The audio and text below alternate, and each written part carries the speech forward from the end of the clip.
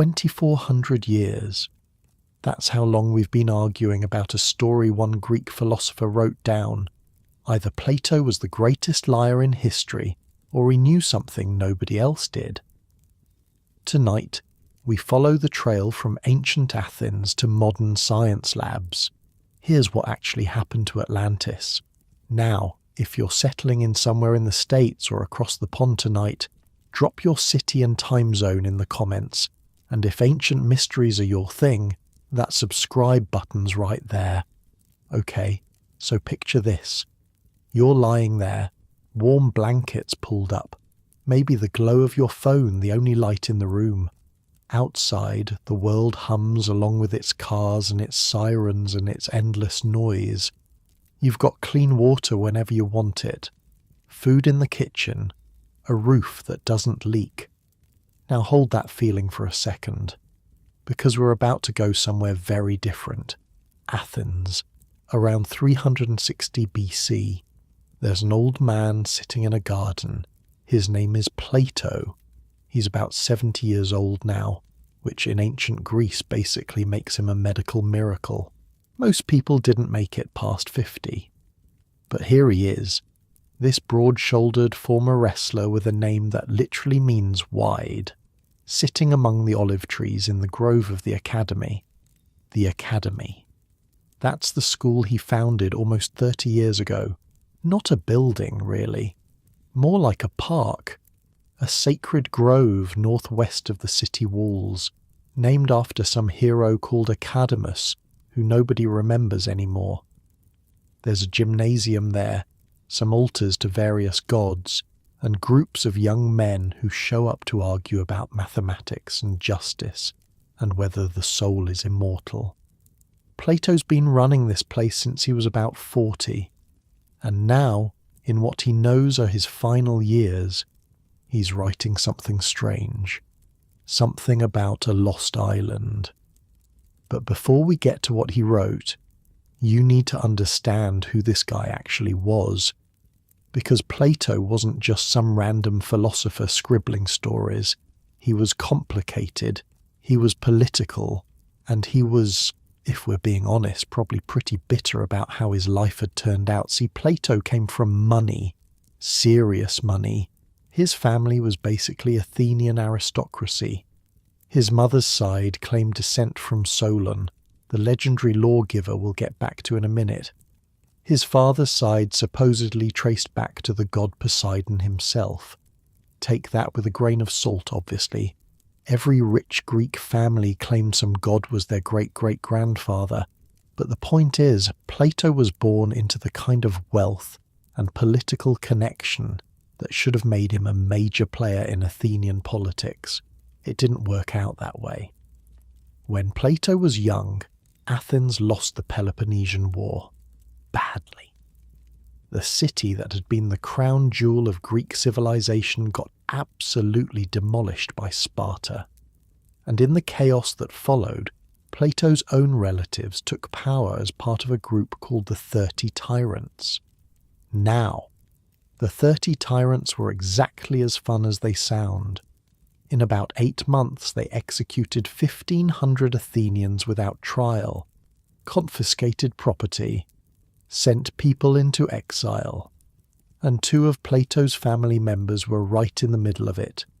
His uncle Charmides was one of the 30. His cousin Critias was their leader. Young Plato watched this happen. He watched his own family become monsters, and then he watched them get overthrown and killed when democracy came back. So already Plato has complicated feelings about politics. Then Socrates dies.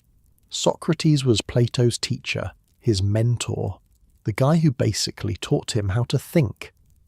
And in 399 BC, when Plato was about 29, Athens put Socrates on trial for corrupting the youth and not believing in the gods the city believes in, found him guilty, made him drink poison.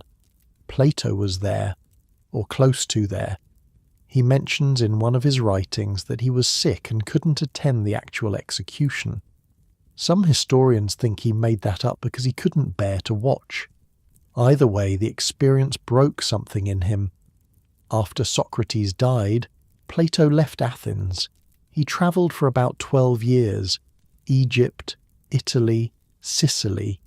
He met Pythagorean mathematicians in southern Italy. He studied with priests and philosophers and anyone who might have wisdom to share. And somewhere in those years he started developing his own ideas about how the world should work. When he came back to Athens around 387 BC, he founded the academy, started teaching, started writing, and for a while things were good. But then came Syracuse. Syracuse was this powerful Greek city on the island of Sicily, and 3 times in his life, Plato went there trying to turn theory into practice, trying to create his ideal state. The first time, around 388 BC, he met a young man named Dion, brother-in-law to the tyrant Dionysius III. Dion was interested in philosophy, became Plato's student, and when Dionysius IV died in 367 BC, Dion convinced Plato to come back and tutor the new ruler, Dionysius II. The plan was beautiful: train a young king in philosophy, turn him into what Plato called a philosopher king, create a state ruled by wisdom instead of ambition. It went wrong almost immediately. Dionysius II was jealous, paranoid. He exiled Dion, which made Plato's position impossible. Plato tried to mediate, failed, and finally went home to Athens, but he went back. In 361 BC, he tried again, and this time it got dangerous. Dionysius II basically held Plato prisoner for a while. The philosopher had to appeal to his friend Archaeology to intercede with the Syracusan government before he could escape. He was 67 years old, exhausted, and his great experiment had completely failed. Dion eventually went back to Syracuse, overthrew Dionysius, and ruled briefly before being assassinated in 354 BC by one of his own supporters. The whole thing ended in blood and chaos, exactly the opposite of what Plato had dreamed. So when we find Plato in 360 BC, writing in his garden in Athens, this is the man we're dealing with. A philosopher who came from a family of tyrants and watched them fall. A student who saw his teacher executed by democracy. An idealist who tried 3 times to build a perfect state and failed every time. He's got maybe 13 years left to live. He knows it. And he's writing about a lost civilization that was destroyed by the gods. You starting to see why this matters. The dialogues Plato wrote about Atlantis are called the Timaeus and the Critias. They're late works, probably written after his return from that last disastrous trip to Syracuse. And they're strange even by Plato's standards. See, most of Plato's writings are dialogues, conversations between Socrates and various other people, debating philosophy. But Timaeus and Critias are different. They're less debate and more storytelling, and the story they tell is wild. It starts with a gathering. Socrates is there, along with 3 other characters, Timaeus, Critias, and Hermocrates. They're discussing what the ideal state might look like in action. Socrates has already described his perfect society in the Republic. Now he wants to see it tested. He wants a story about the ideal state going to war. And Critias says he has exactly that story. Now here's where it gets interesting. Critias claims the story isn't fiction. He says it's actually true. An old account preserved in his family going back generations. The chain of transmission, according to Critias, goes like this. His great-grandfather, also named Critias, heard it from Solon.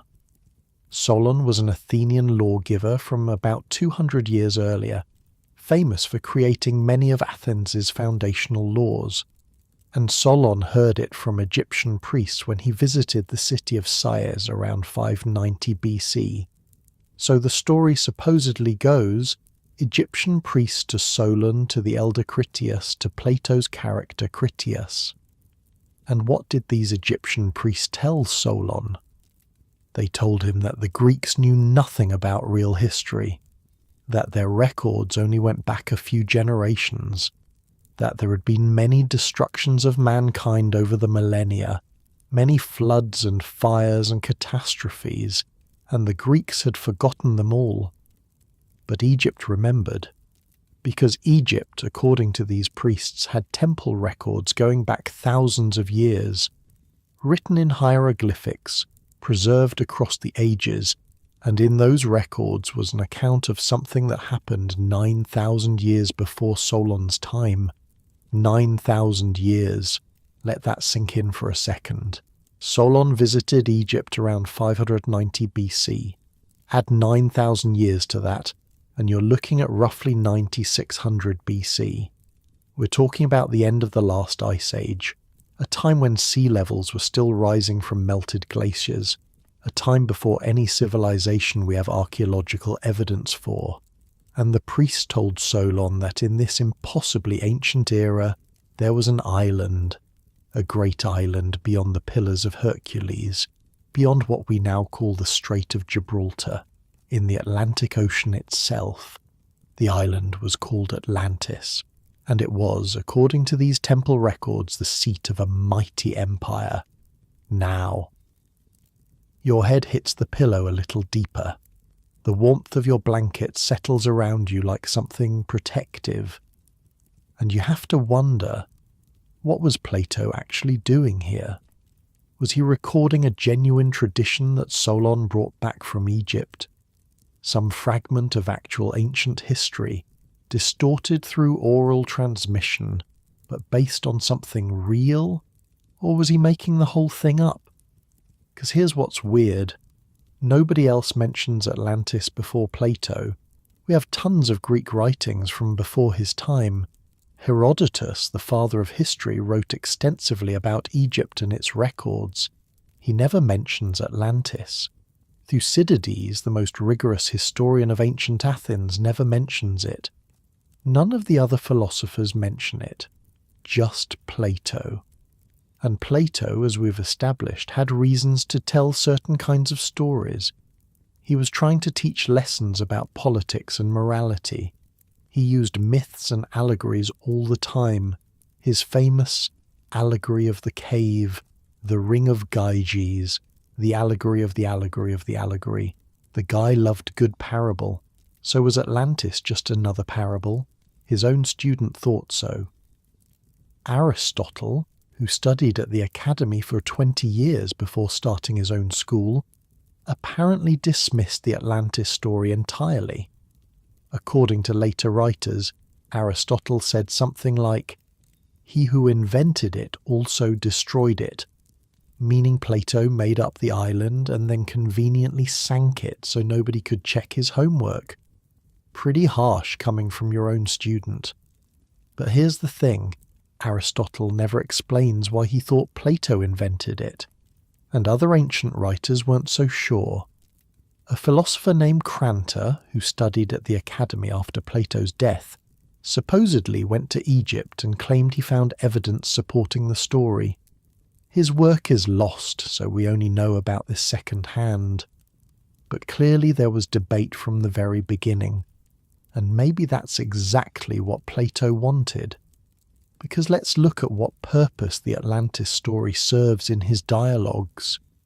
Plato has Critias tell this tale in response to Socrates asking for a story about the ideal state in action. And what does the story deliver? A perfect, virtuous Athens from 9,000 years ago, bravely defending the Mediterranean world against an aggressive imperialistic empire.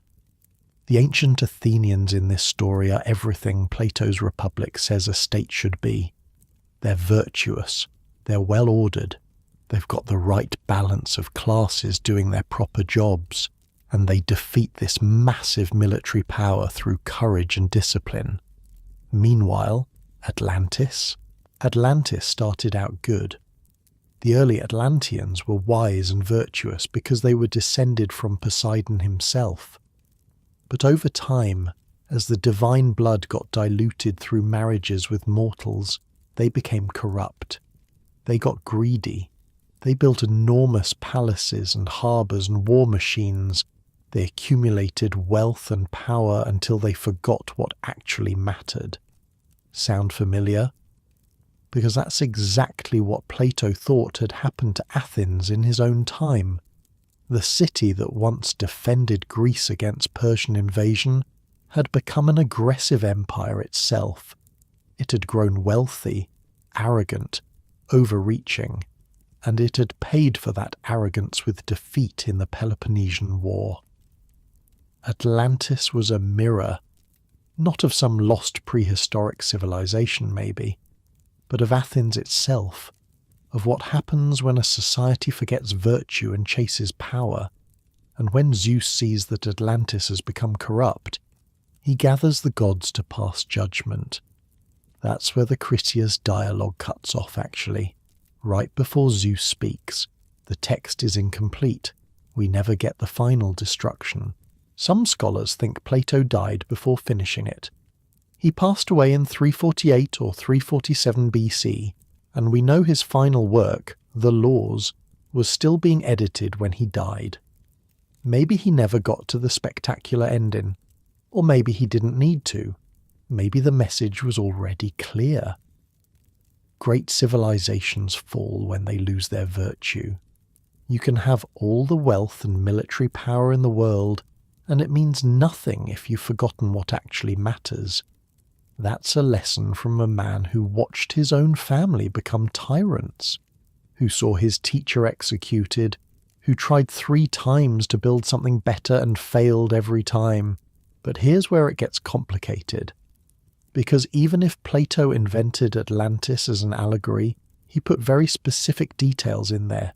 Precise numbers, exact measurements, the kind of stuff that makes people think he was describing something real.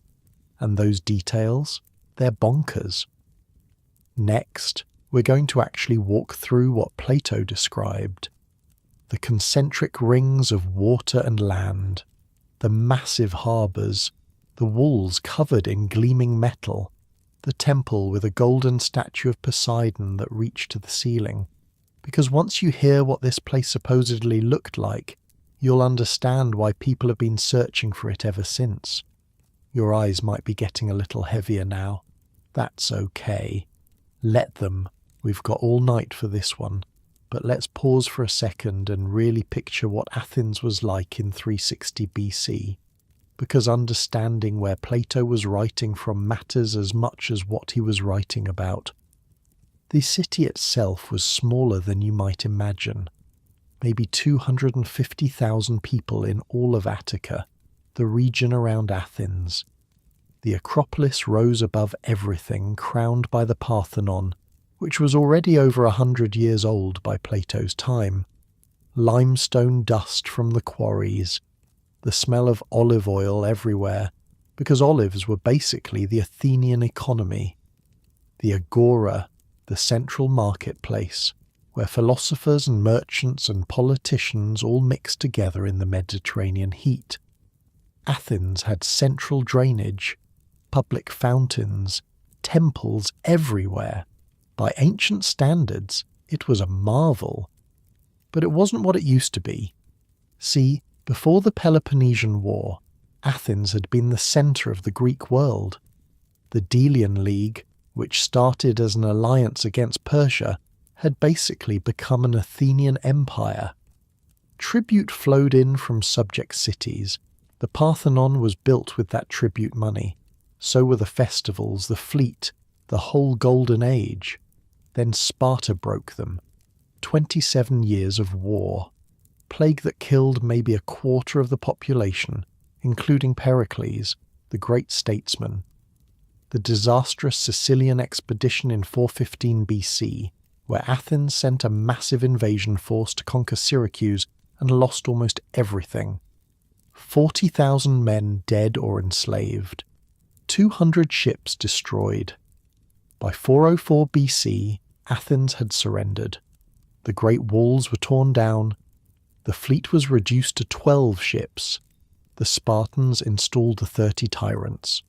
So when Plato writes about ancient Athens defending the Mediterranean against an aggressive naval power, he's writing about a version of his city that no longer exists.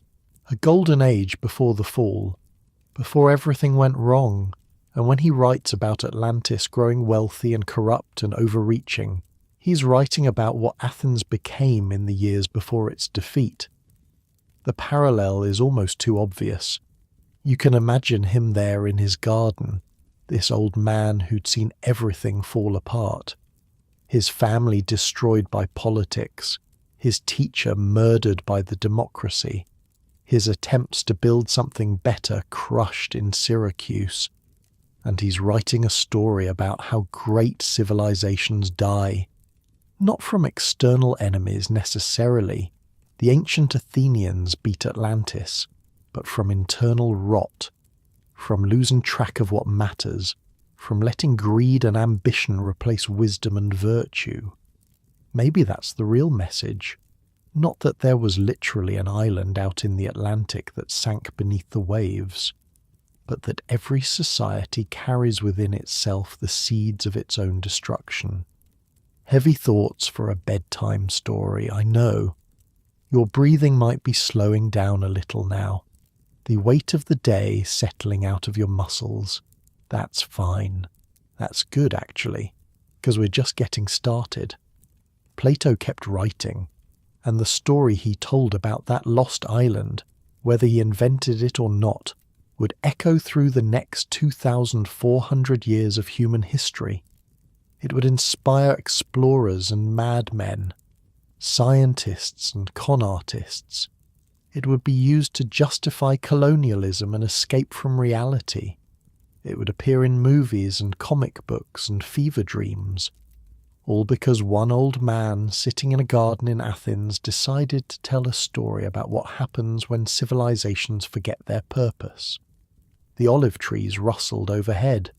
The students argued in the distance about mathematics and justice, and somewhere in the back of Plato's mind the walls of Atlantis began to rise.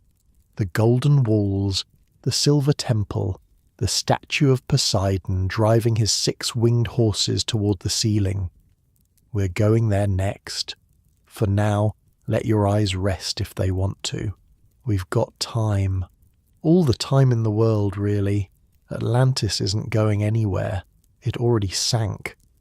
So what did Plato actually describe? Because here's the thing. If you're going to make up a fictional island, you can be vague about it. Say it was big and powerful and then move on. But Plato didn't do that. He gave numbers, measurements, specific architectural details, the kind of stuff that either means he had a source or he was showing off. Let's walk through it. The island itself, according to the Critias dialogue, was larger than Libya and Asia combined. Now, in ancient Greek terms, Libya meant everything in North Africa west of Egypt. Asia meant what we'd call Turkey and the Near East. So we're talking about a landmass bigger than Africa and Asia Minor put together. Absolutely massive, continent-sized, and it sat beyond the Pillars of Hercules.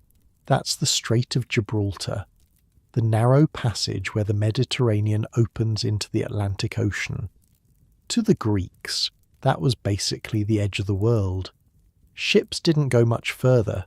The Atlantic was this vast, unknown sea full of monsters and mystery.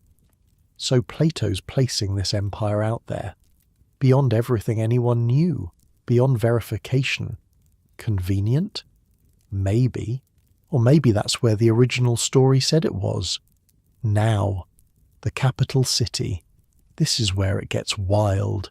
Picture a target, those concentric rings you see at an archery range. That's basically what Atlantis looked like from above. Alternating rings of land and water, with the royal palace sitting right in the centre. The central island was about 50 stadia in diameter. A stadion was roughly 600 feet, so we're talking about an island maybe 5.5 miles across. On that island stood the royal palace and the temple of Poseidon.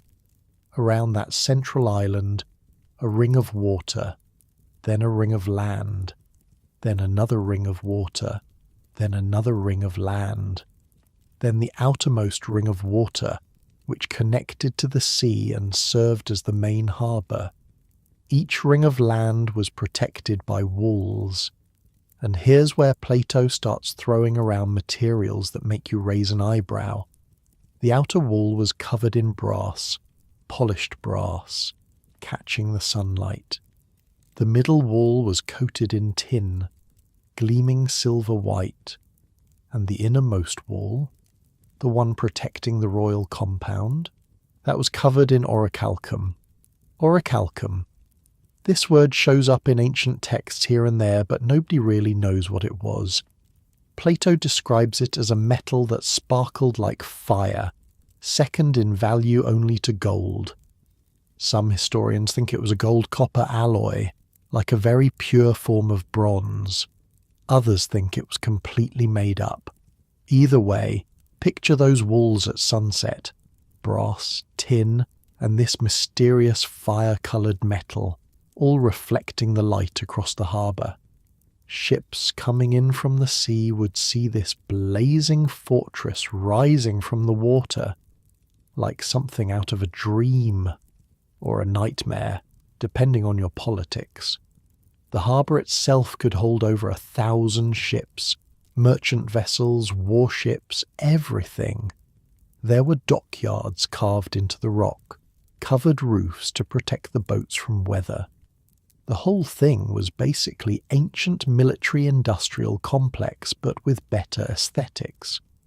And those concentric rings of water, they weren't just decorative moats. Plato says there were tunnels connecting them, passages large enough for ships to sail through. You could navigate from the outer harbour all the way to the central island without ever leaving the water. Think about the engineering that would require tunnels through solid rock, water pressure management, the logistics of building something like that with Bronze Age technology. Impossible? Probably. But Plato describes it like he's reading from blueprints. Now let's talk about the temple. The Temple of Poseidon sat at the heart of everything, 600 feet long, 300 feet wide, and tall enough to match. The exterior was covered entirely in silver, except for the pinnacles, which were plated in gold. Inside, a gold statue of Poseidon driving a chariot pulled by 6 winged horses. The statue was so large it nearly touched the ceiling. Poseidon himself was surrounded by 100 Nereids riding dolphins. The whole scene in solid gold, reaching up through the shadowy interior of this massive temple. Around the base of Poseidon's statue stood golden statues of the 10 original kings of Atlantis and their queens, a dynasty frozen in precious metal, each king representing one of Poseidon's 10 sons, who divided the island between them at the beginning of Atlantean civilization. The temple grounds also contained hot and cold springs, baths for the kings, separate baths for commoners, gardens and groves, exercise facilities for men, and separate facilities for horses, because apparently Atlantean horses needed their own gym. Actually, that detail's kind of funny. Plato specifically mentions that they had exercise areas for horses, not just stables, exercise areas, like the Atlanteans were really into equine fitness. But here's where it stops being funny: the military. Plato gives exact numbers for Atlantean military strength, and they're staggering. 60,000 leaders of soldiers, 120,000 hoplites, that's heavy infantry, 180,000 archers, another 180,000 slingers, 300,000 stone throwers and javelin men, 240,000 cavalry, 60,000 war chariots, and the navy, 1,200 ships, each one carrying 200 men, Add it all up and you're looking at over 1 million soldiers, supported by a civilian population that had to number in the tens of millions. To put that in perspective, the entire population of Athens in Plato's time was maybe 250,000. The entire Greek world might have had 3 million people. Plato's describing an army larger than most ancient civilizations. Where did all these people come from? How did you feed them, train them, equip them? Plato has an answer for that too: the agricultural system. The main plain of Atlantis was a rectangular stretch of land, 3,000 stadia by 2,000 stadia, roughly 340 miles by 230 miles, surrounded by mountains that sheltered it from northern winds. Across this plain, the Atlanteans built a canal system. The main canal was 300 feet wide, 100 feet deep, and over 1,000 miles long. It connected the capital city to the sea, cutting straight across the plain. From this main canal, smaller channels branched out in a grid pattern. They used these channels for irrigation and for transporting timber from the mountains, 2 harvests per year, fed by winter rains and summer irrigation. The whole thing sounds like ancient California's Central Valley, but on a fantasy scale. Imagine standing at the edge of that plain. Mountains at your back, snow-capped and forested. In front of you, flat farmland stretching to the horizon. Every few miles a canal cuts through the earth, blue water glinting in the sun. Boats moving slowly through those channels loaded with grain and timber. In the distance, smoke rises from forges and workshops. The sound of hammering carries on the wind, and if you look south toward the sea, you can just barely make out the gleam of the capital. Those walls of bronze and tin and orichalcum shining like a beacon. The farmers out there probably didn't think much about philosophy or virtue. They were just living, growing crops, raising families, paying their taxes to the 10 kings and hoping nobody started a war. Most people throughout history just wanted to survive and maybe have something left over for their kids. The big questions about gods and empires and the meaning of civilization, that was for the priests and kings to worry about. But the decisions those kings made affected everyone, and when the kings stopped being virtuous, everyone paid the price, and the natural resources. Plato says Atlantis had everything: forests full of timber, mines full of metals, including that mysterious orichalcum, wild elephants roaming the countryside, every kind of fruit and vegetable, herbs and flowers for perfumes and medicines. The island was basically a self-sufficient superpower with unlimited resources.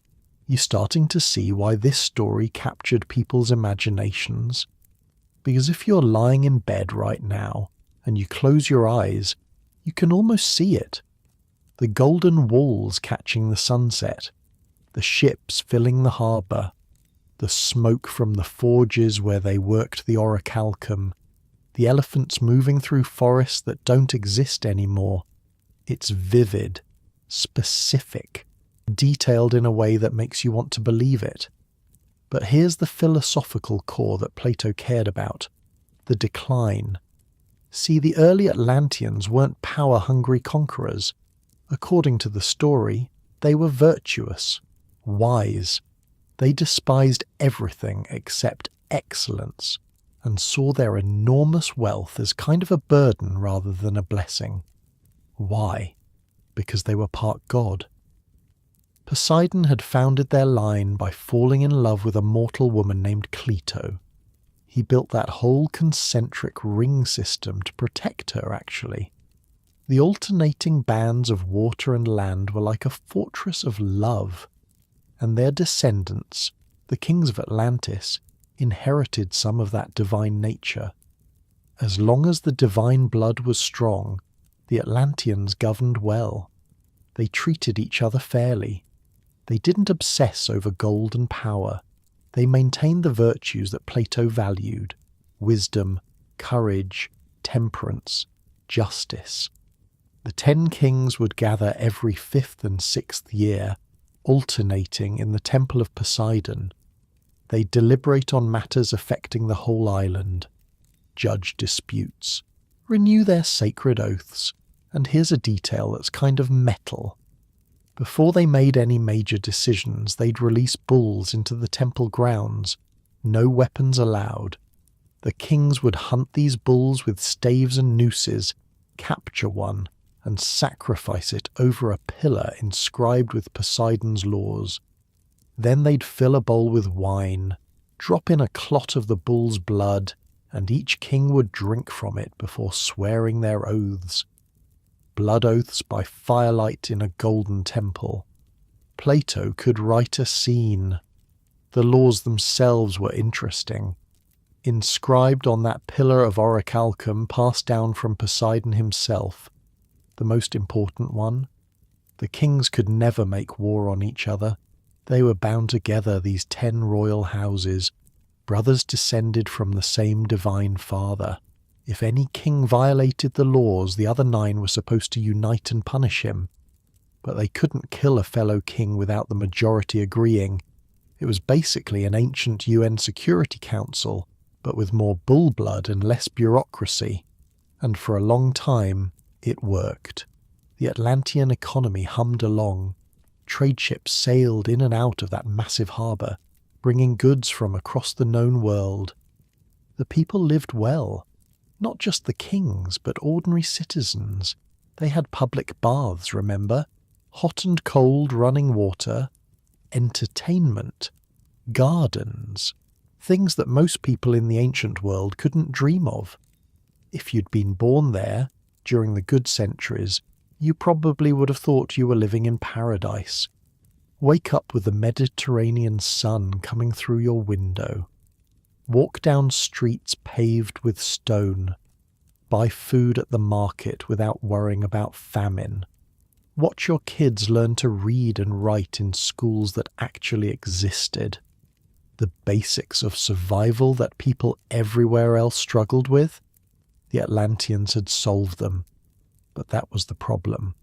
When you solve survival, what do you do next? Some civilizations turn to art, philosophy, science. They start asking big questions because they finally have time to ask them. Others start looking outward, start wondering what else they can take, what else they can control. Atlantis chose door number 2. But here's the tragedy. Generation after generation, the divine blood got diluted. Atlanteans kept marrying mortals, and with each generation, they became a little more human, a little more fallible, a little more susceptible to the usual human weaknesses.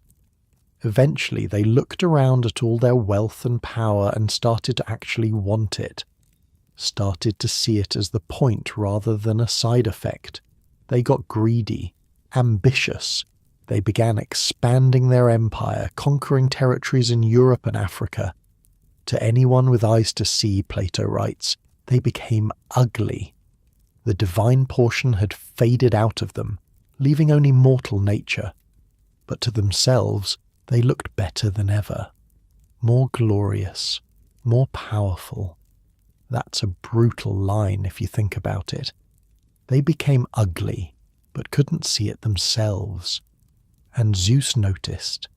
The king of the gods looked down at this great civilization rotting from within, and he gathered the other gods to pass judgment. He began to speak, and that's where the text ends, mid-sentence. Zeus about to pronounce doom on Atlantis, and then nothing. The Critias dialogue just stops. Some scholars think Plato died before finishing. Others think the ending got lost.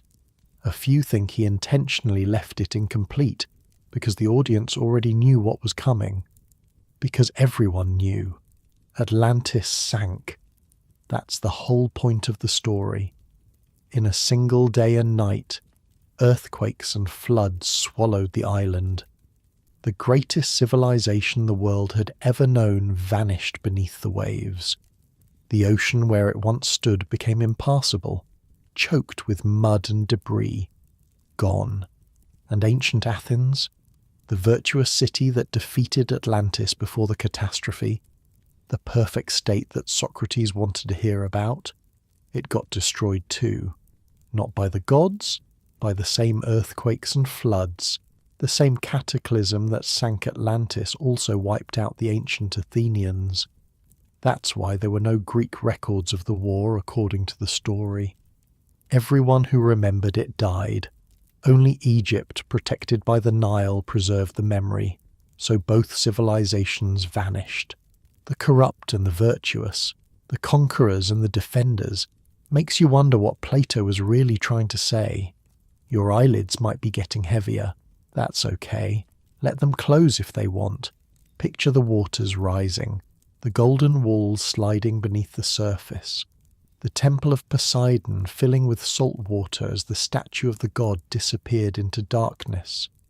All that wealth, all that power, all those armies and ships and elephants, gone in a day and a night, and for 2,400 years people have been trying to find it again. Some of them became heroes, some became laughingstocks, some went broke chasing shadows across the Atlantic, some made fortunes selling books about shadows. We're going to meet them all, the believers and the skeptics, the scholars and the crackpots, the scientists with their sonar equipment, and the mystics with their crystal balls. But first, we need to see what happened to Plato's story after he died. Because for a long time, almost nobody cared. The greatest mystery of the ancient world, and people basically forgot about it for 1,500 years. How does something like that happen? We'll find out. But for now, let your body sink a little deeper into that mattress. Feel the weight of your blankets, the darkness behind your eyes. There's something peaceful about water, actually. Once you stop fighting it, once you let yourself go. The Atlanteans didn't have that peace, probably. The earthquakes would have started first. That terrible rumbling from below, cracks appearing in those perfect streets, the bronze and tin and orichalcum walls groaning as the earth shifted beneath them. Then the water, not slowly, not gently. A wall of ocean sweeping across that enormous plain with its grid of canals. Those 1,000 ships in the harbour tossed like toys. The temple of Poseidon, ironically, drowning under the waves of the god it was built to honour. How long did it take? A day and a night, Plato said. 24 hours to erase everything. Every palace, every street, every elephant. Every record of what they'd been and what they'd done, just gone. The survivors of ancient Athens, watching from across the Mediterranean, wouldn't have known what they were seeing.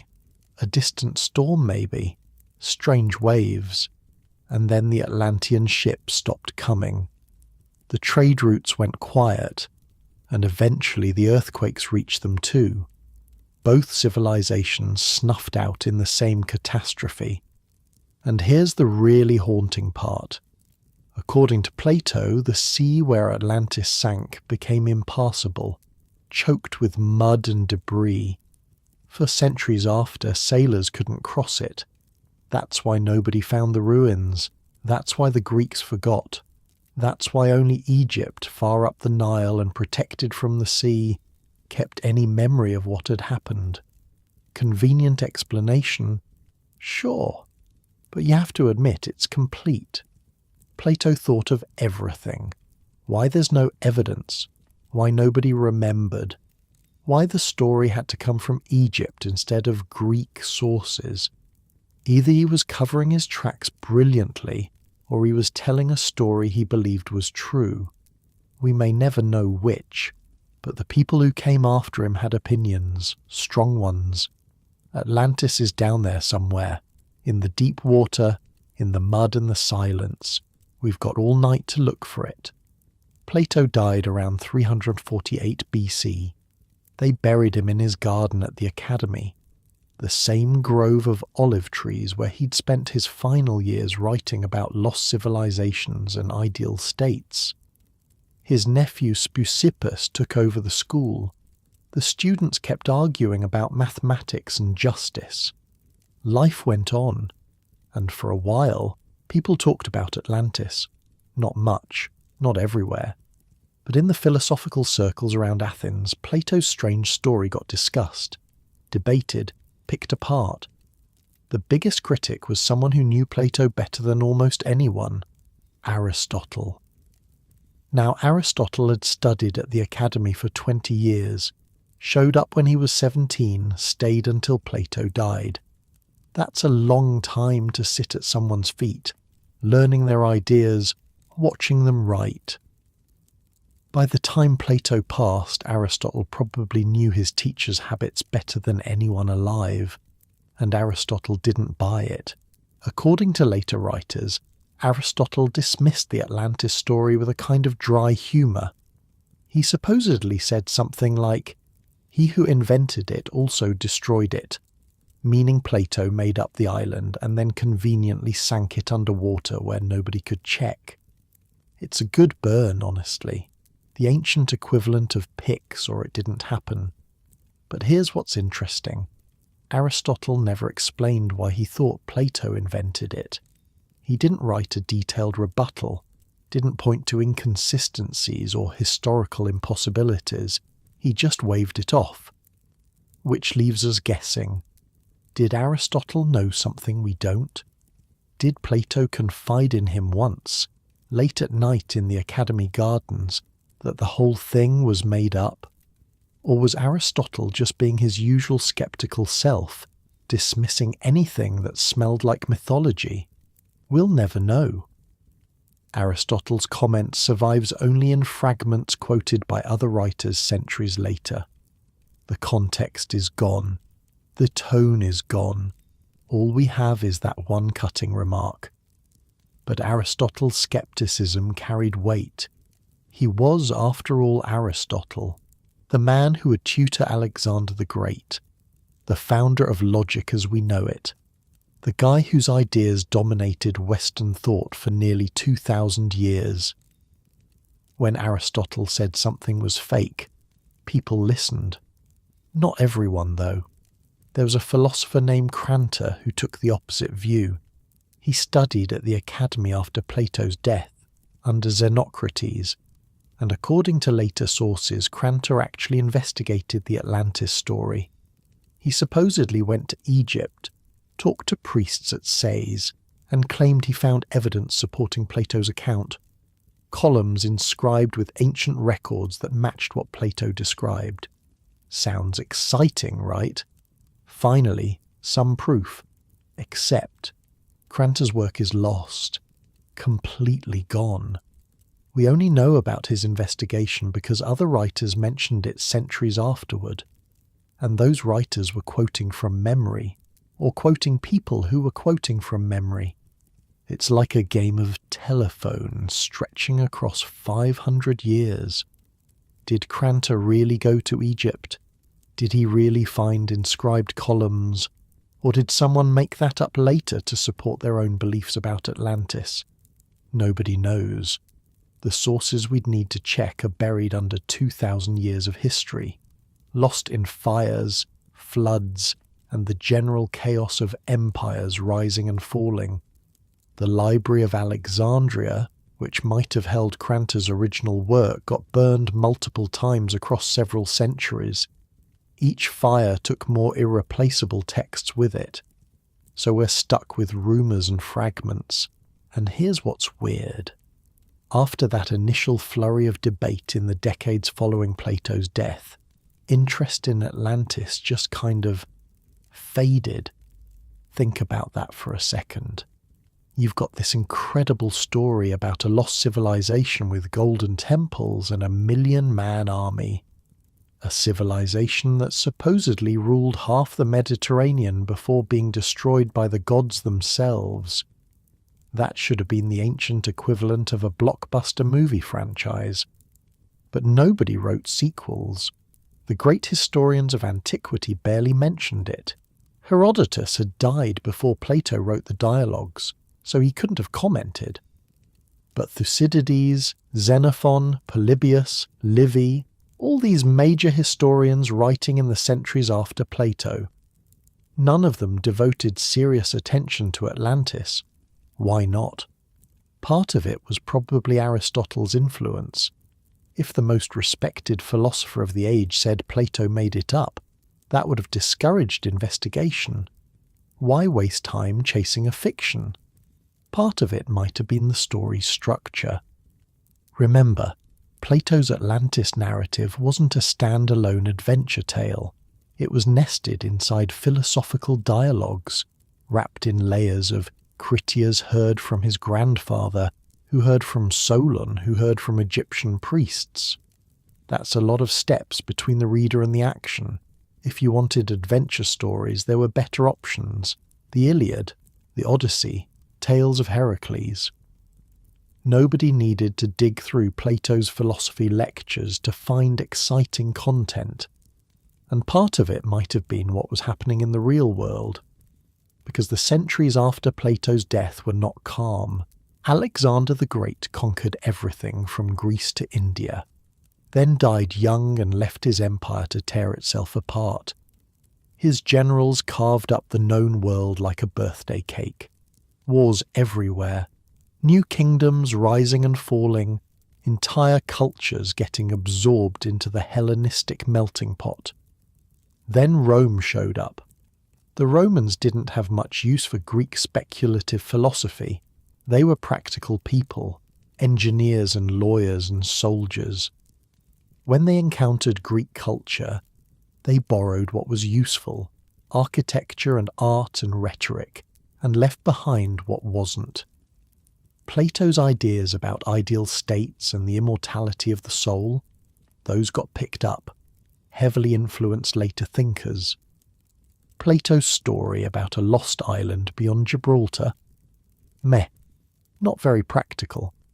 There's a geographer named Strabo writing around the time of Augustus, maybe 50 years before Christ. He mentions Atlantis in his big geography book, and his tone is basically dismissive. He treats it as a literary invention, something Plato made up to make a philosophical point. Strabo was thorough, you have to give him that. The guy wrote 17 books covering every region the Romans knew about. Spain, Gaul, Britain, Egypt, India. He interviewed travellers, consulted older sources, tried to separate fact from legend, and when he got to Atlantis, he basically shrugged. The poet made it disappear, Strabo writes, just as the poet made the wall of the Achaeans disappear. He's comparing Plato to Homer, both of them creating things with words and then conveniently erasing them. That's not a compliment, by the way. Strabo's saying both stories are fiction. The wall of the Achaeans, if you're curious, appears in the Iliad. The Greeks build this massive fortification to protect their ships during the Trojan War. And then later, the gods destroy it completely, leaving no trace. Homer needed it for his story, and then Homer got rid of it. Strabo's saying Plato did the same thing with Atlantis, created it to make a point, then sank it so nobody could check his work. But even Strabo admits there was disagreement. He mentions a philosopher named Posidonius who apparently took Atlantis more seriously. Thought maybe there was something to it. The passage is frustratingly vague, like someone summarising a debate they half remember from a dinner party years ago. The point is, by Roman times, Atlantis had become a footnote, a curiosity, something philosophers might argue about over wine, but nothing anyone was organising expeditions to find. And then Christianity came along. That changed everything. Not because Christians cared about Atlantis specifically. Most early Christian writers couldn't have cared less about some pagan legend from Plato. They had bigger concerns, establishing doctrine, surviving persecution, converting the Roman Empire. But Christianity brought a new way of understanding history, and that new understanding didn't leave much room for lost civilizations. See, the Bible has its own timeline. Creation happened, according to calculations made from Scripture, somewhere around 4000 BC. Adam and Eve, the Garden of Eden, then the generations leading to Noah, the flood, and the repopulation of the earth afterward. That's a very specific framework, and it doesn't include a massive island empire existing 9,000 years before Solon. If you believed the Bible was literally true, which most Christians did, then Plato's dates were impossible. There simply wasn't enough time between creation and the flood for Atlantis to have existed, flourished, and been destroyed. Do the math. If the world was created around 4000 BC, and Noah's flood happened maybe 1,000 years later, where do you fit a civilization that supposedly existed 9,000 years before Solon's time? That would put Atlantis around 9600 BC, 5,000 years before creation even happened. The numbers don't work, can't work, unless you throw out either Plato or Genesis, and nobody was throwing out Genesis. Some Christian thinkers tried to harmonize the accounts. Maybe Plato got his numbers wrong. Maybe the Egyptian priests used a different calendar. Maybe the story had been garbled over time and Atlantis actually existed after the flood somehow. But these were minority opinions. For most people, the simpler explanation was that Plato made it up. Augustine of Hippo, one of the most influential Christian philosophers ever, barely mentioned Atlantis.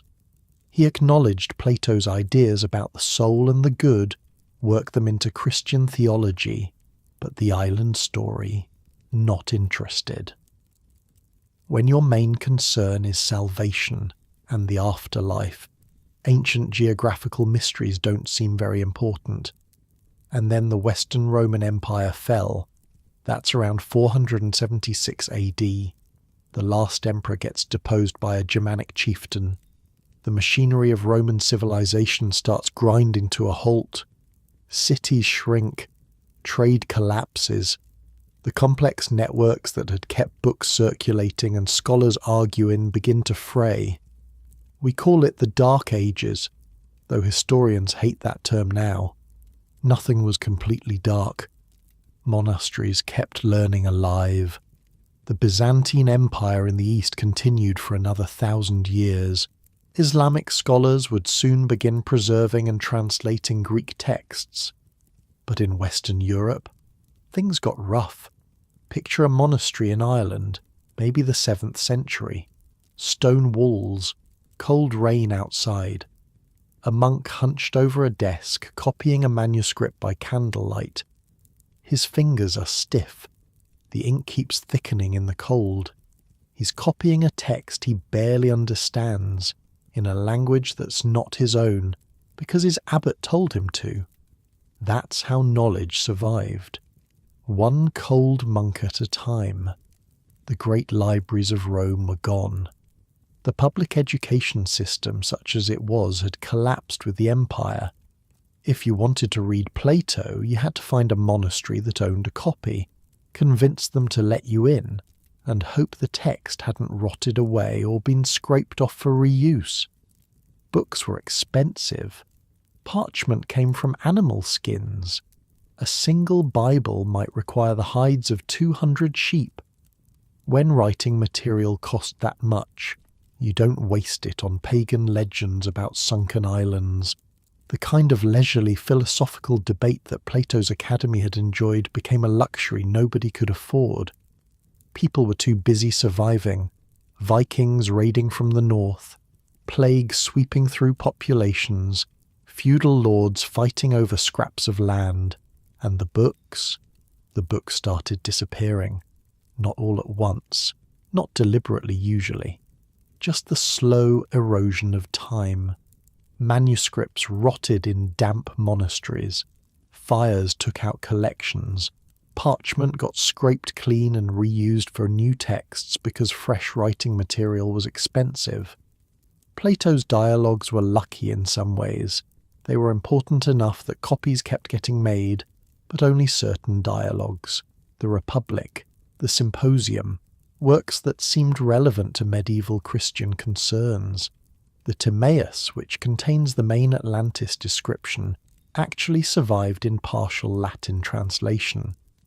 A scholar named Critias had translated about half of it in the 4th century. Monks copied his version throughout the Middle Ages, but here's the problem. Critias's translation cuts off right before the detailed description of Atlantis. The medieval monks had access to the beginning of the story, the setup, but not the spectacular details. Not the golden walls, not the concentric rings, not the army of 1,000,000 soldiers. They knew Plato mentioned a lost island somewhere. They didn't know what it looked like. The Critias dialogue, which contains all the juicy details, was essentially lost to Western Europe for 1,000 years. Imagine trying to understand Star Wars if you only had the first 10 minutes of A New Hope. You'd know something about farms and droids and a princess, but the Death Star, Darth Vader, the Force, all missing. That was medieval Europe's relationship with Atlantis. A fragment of a fragment. A vague reference to something that might have been important once. So for roughly 15 centuries, from the fall of Rome to the Renaissance, Atlantis slept. Not completely forgotten. Byzantine scholars in Constantinople still had complete Greek texts. Islamic philosophers translating Greek works preserved references to Plato's story.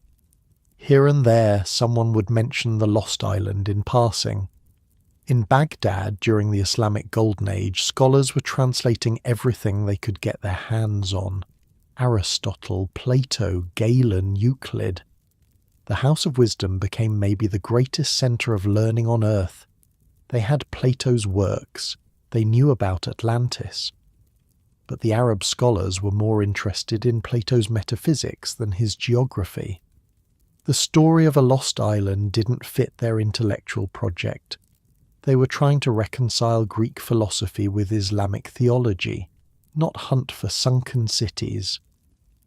And in Constantinople, the Byzantine emperors had other problems, defending the empire against Persians, Arabs, Turks, the slow, centuries-long siege of a civilization trying not to die.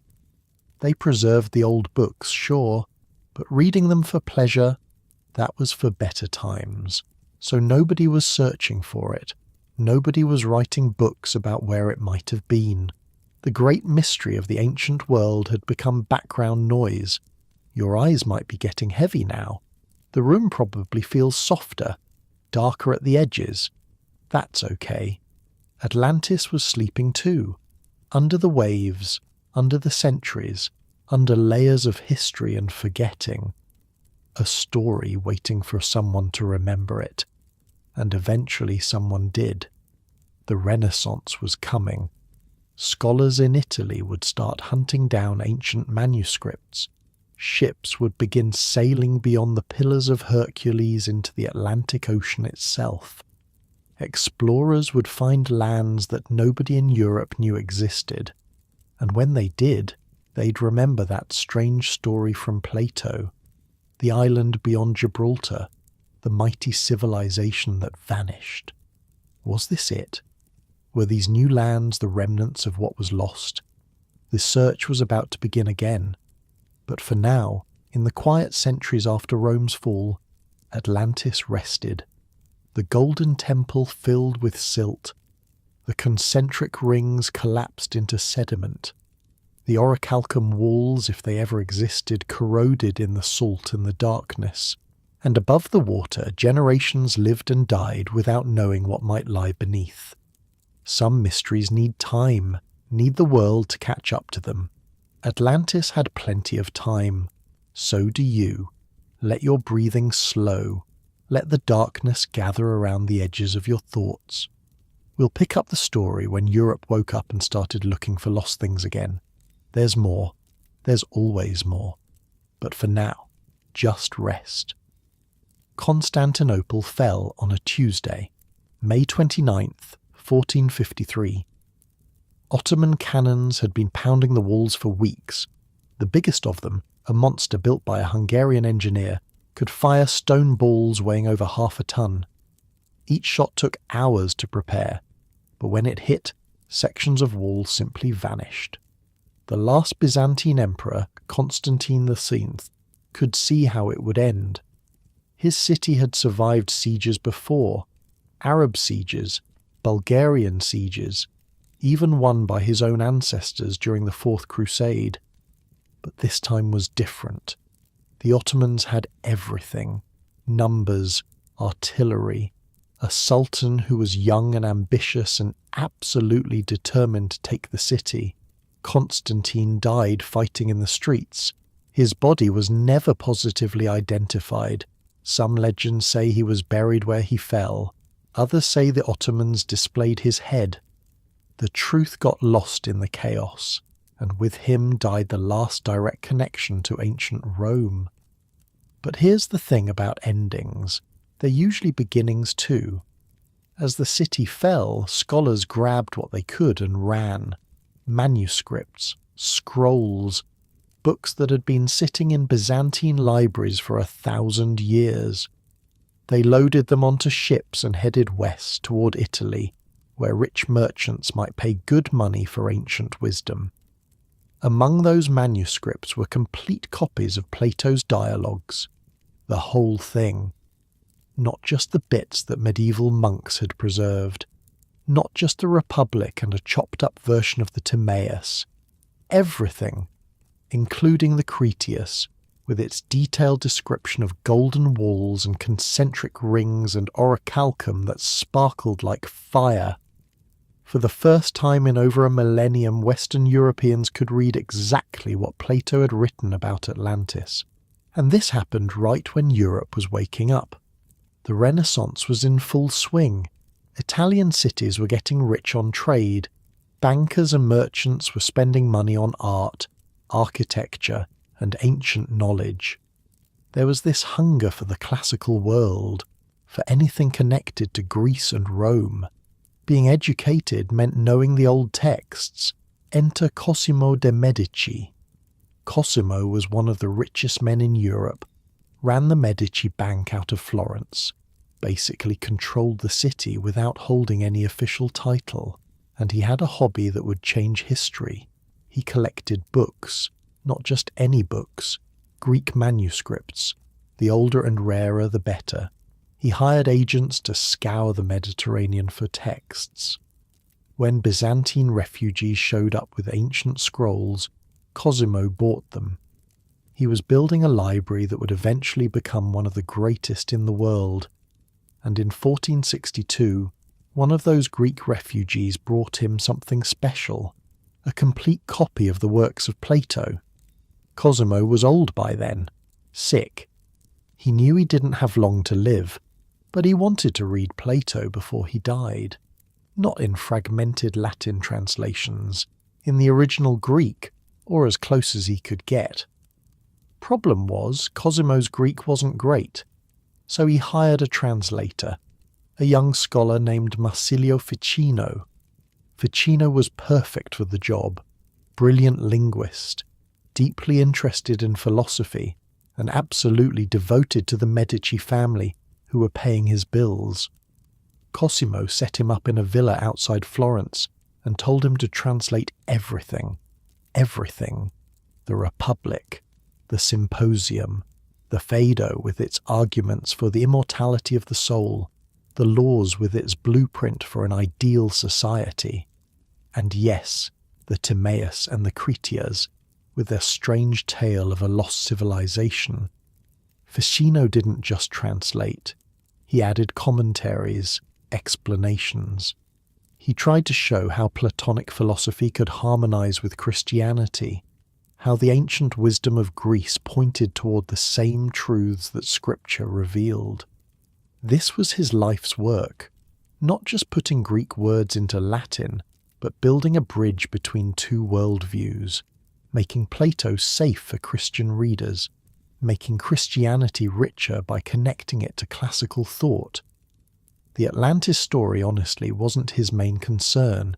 It was a small part of a much bigger project, but it was there, in the complete translations, available to anyone who cared to look. Ficino worked for years, through Cosimo's death in 1464, through the reign of Cosimo's son Piero, into the time of Lorenzo the Magnificent, Cosimo's grandson who would become maybe the most famous Medici of all. By 1484, Ficino had finished his monumental translation of Plato's complete works into Latin, and there it was, the full story of Atlantis, available to anyone in Europe who could read Latin, which was basically anyone with an education. The timing was incredible, because just 8 years later, in 1492, 3 small ships sailed west from Spain and found something nobody expected. Columbus wasn't looking for Atlantis. He thought he was finding a shortcut to Asia, the Indies, China, the Spice Islands. That was the plan. Sail west, hit Japan, get rich.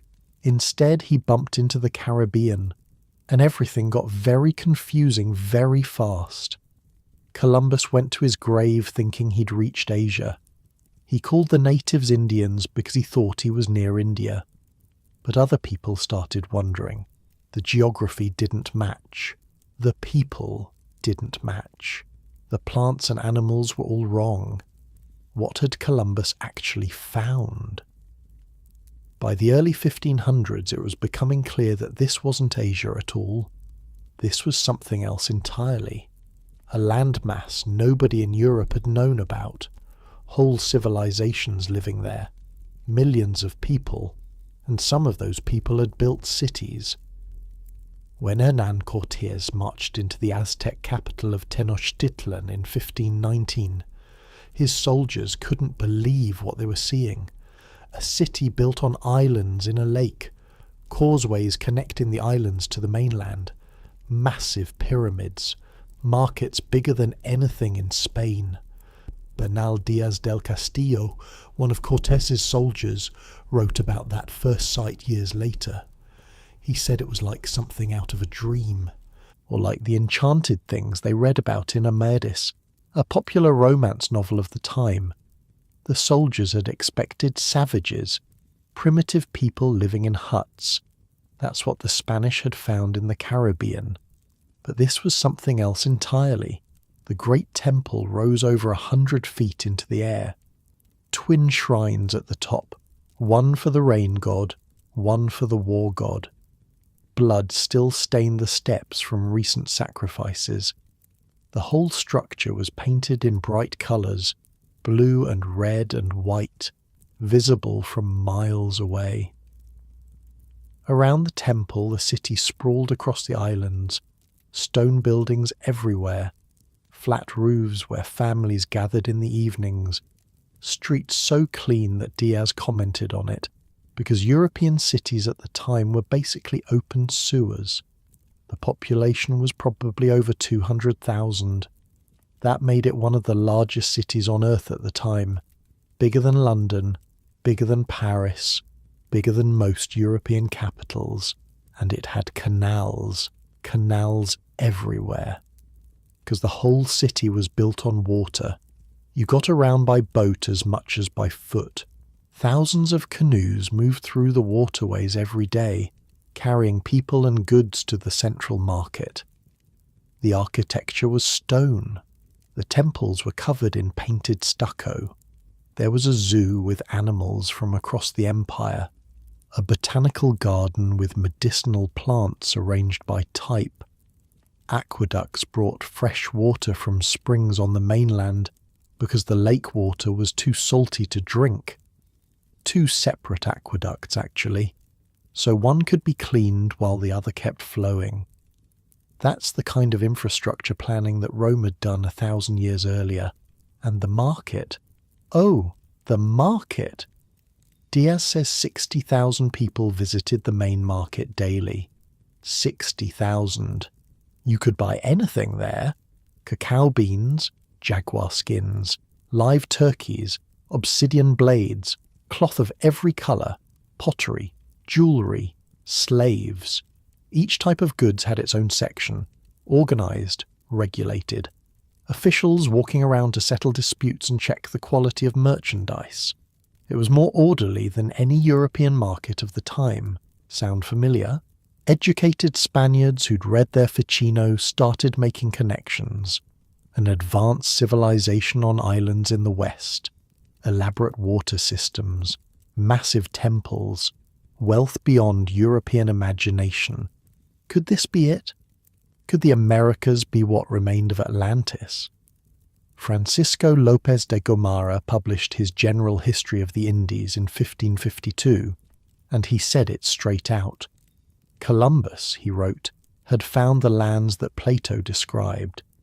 The New World was Atlantis, or what was left of it after the flood. Gomara wasn't some crackpot. He was Cortez's personal chaplain and secretary. He'd heard first-hand accounts of the conquest. He knew the details of Aztec civilization, and he looked at all of it and thought, Plato was right. Not everyone agreed. Other scholars pointed out the problems. Plato said Atlantis sank completely. If the Americas were Atlantis, why were they still above water? Plato said the destruction happened 9,000 years before Solon. The Aztec civilization was only a few hundred years old. How did that timeline work? And Plato put Atlantis in the Atlantic Ocean, sure, but he also said it was a single large island. The Americas were two entire continents connected by a narrow strip. Not quite the same thing. Still, the idea caught on. Gonzalo Fernández de Oviedo, another Spanish chronicler who actually lived in the Caribbean for decades, wrote extensively about possible connections between the New World and Plato's account. He noticed similarities in construction techniques, similar agricultural methods, parallel myths about floods and destruction. He was doing what we'd now call comparative anthropology, though he didn't have that term. Looking at two cultures and asking, could they be related? The answer, to his mind, was yes. The indigenous Americans were descendants of Atlantean survivors. They'd fled the destruction, settled in these western lands, and slowly rebuilt civilization over thousands of years. It explained everything. Why they had advanced cities, why they knew how to work metal, why their myths talked about ancient catastrophes and lost ancestors. The theory got a boost when Spaniards pushed further into the Americas and found more civilizations. The Maya, in the jungles of what's now Guatemala and Mexico. They had pyramid temples too, elaborate calendar systems, writing, cities now buried under centuries of forest growth, but once home to hundreds of thousands of people. The Inca, down in South America. An empire stretching along the spine of the Andes, roads carved into mountainsides, suspension bridges over gorges, terraced farming that fed millions. No writing system, but they had quipus, knotted strings that recorded information in ways we still don't fully understand. Everywhere the Spanish looked, they found complexity they hadn't expected. And each discovery fed the Atlantis speculation. Because how else could you explain it? How did all these separate civilizations, isolated from Europe and Asia, develop so many advanced technologies on their own? The obvious answer, the one that modern archaeology supports, is that humans are smart. Give people 10,000 years in a fertile environment and they'll figure things out. Agriculture, architecture, astronomy. These things were invented independently in multiple places around the world. But that answer felt unsatisfying in the 1500s. It didn't fit the neat story Europeans wanted to tell about themselves and their place in the world. The Atlantis theory was more flattering. It suggested that American civilizations weren't actually independent achievements. They were echoes of something older, something connected to the classical world that Europeans saw themselves as inheriting. If the Aztecs were descended from Atlanteans, and the Atlanteans were cousins of the ancient Greeks, then Spanish conquest wasn't just theft and murder. It was a kind of family reunion, the civilized branch coming back to lift up the lost branch. You can see how that would appeal to conquistadors who needed to justify what they were doing. Except it didn't explain everything. The Native American civilizations weren't actually that similar to what Plato described. The Aztecs didn't use the wheel. They didn't have iron. Their writing system was completely different from anything Mediterranean. The deeper you looked, the more the parallels fell apart. But people kept looking anyway, because the alternative was harder to accept. If the Americans weren't connected to Atlantis, then who were they? Where did they come from? How did they get to this continent that supposedly didn't exist? Remember, Europeans in the 1500s thought they had the world pretty well figured out. The Bible told them how humanity spread after Noah's flood. Everyone descended from Noah's 3 sons. The races of man could be traced through those lineages, but the Bible didn't mention the Americas. So either the Native Americans descended from one of Noah's sons and somehow crossed the ocean, or what? The Bible was incomplete. There were people God forgot to mention. That was a dangerous thought in an age when people got burned for heresy. Atlantis offered a convenient solution. A land bridge, basically. A stepping stone that once connected the old world to the new. The Atlanteans could have been descendants of Noah, who settled on the island and later spread to the Americas before the whole thing sank. Problem solved. The Bible stays intact. The Americas make sense. Everyone can relax. Except scientists today know it's nonsense. The Americas were populated by people who walked across from Asia during the Ice Age, when a land bridge connected Siberia to Alaska. That migration happened over 15,000 years ago, maybe longer. Nothing to do with Noah or Atlantis or any flood myth. But they didn't know that in 1552. They were working with limited information and trying to make sense of a world that had just doubled in size overnight. You can understand the appeal of Atlantis. It simplified things, made the strange familiar, turned a terrifying mystery into a solved puzzle. That's a very human impulse. When reality gets too weird, we reach for stories that smooth out the edges. Your blankets probably feel heavier now, the room settling into darkness. That's okay. The world got very big in the 1500s. It's natural to want to feel small and safe sometimes. While you rest, imagine those Spanish ships arriving in the Caribbean, the sailors seeing land after weeks of empty ocean, not knowing if they'd reach China or India or somewhere else entirely. They had no idea they were about to trigger centuries of debate. That some guy in a toga 2,300 years earlier had written a story that would suddenly seem relevant again. Plato couldn't have predicted the Americas. He didn't know they existed. Or did he? That question would haunt people for the next 500 years. Some of them would spend their fortunes trying to answer it. Some would spend their reputations. A few would spend their lives. But that's a story for later, when we meet the believers and the skeptics, the scientists and the dreamers. The one man who would do more to shape our modern idea of Atlantis than anyone since Plato himself. He was born in Philadelphia in 1831.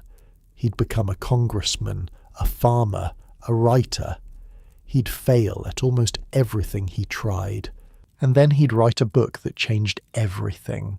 But not yet. For now, just the slow rocking of ships, The endless blue Atlantic hiding its secrets beneath the waves. Whatever's down there, it's been waiting a long time. It can wait a little longer. So can you. Rest now. Let the story drift like a ship at anchor. We're not done yet, not even close.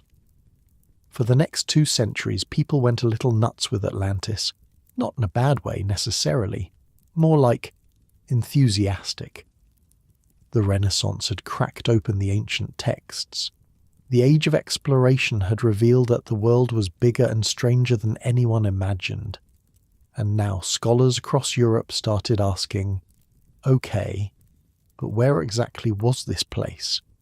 Because if Atlantis was real, it had to be somewhere, and finding it would be the discovery of the millennium. The Spanish had claimed it was in the Americas. That theory had legs for a while, but as Europeans learned more about Native American civilizations, the parallels started to break down. The Aztecs and Maya and Inca were impressive, sure, but they weren't quite right. The technology was different, the timeline was wrong, the geography didn't match, so people started looking elsewhere. And by elsewhere, I mean everywhere.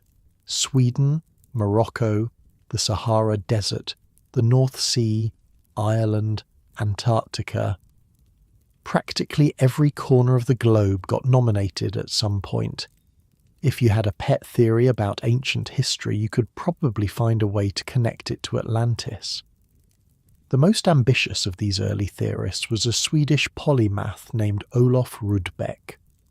Rudbeck was not a simple man. He was a professor at Uppsala University, an anatomist who discovered the lymphatic system, an architect who designed buildings, a musician who composed music, a botanist who created one of Europe's first botanical gardens, and in 1679 he published the first volume of a book that would consume the rest of his life.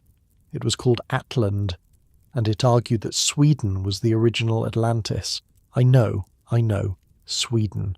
The land of Vikings and IKEA, not exactly where you'd expect to find a lost tropical paradise with elephants and year-round harvests. But Rudbeck had an answer for everything. See, Plato said Atlantis was beyond the Pillars of Hercules. Everyone assumed that meant the Strait of Gibraltar, but Rudbeck said no. The Pillars of Hercules was just a Greek term for the edge of the known world, and to ancient peoples the frozen north was definitely the edge of the known world. So Atlantis wasn't in the Atlantic Ocean, it was in the Baltic Sea. Specifically, it was Sweden. The concentric rings of land and water. Rudbeck found a spot near Uppsala where natural geological formations created roughly circular patterns. Close enough. The elephants. Well, maybe Plato exaggerated, or maybe there used to be elephants in Scandinavia, climate change and all that, the advanced civilization that ruled the Mediterranean. Rudbeck argued that the ancient Swedes had colonized Greece, Egypt, and everywhere else. The gods of classical mythology were actually Swedish kings, whose deeds got exaggerated over time. Odin was Atlas. Thor was Hercules. The whole Greek pantheon was basically Norse mythology with different names. He spent 4 volumes and over 2,500 pages making this argument. 4 volumes. The man was committed, and you have to admit he worked hard at it. Rudbeck didn't just make claims. He assembled evidence, linguistic comparisons, archaeological surveys, geographic analyses.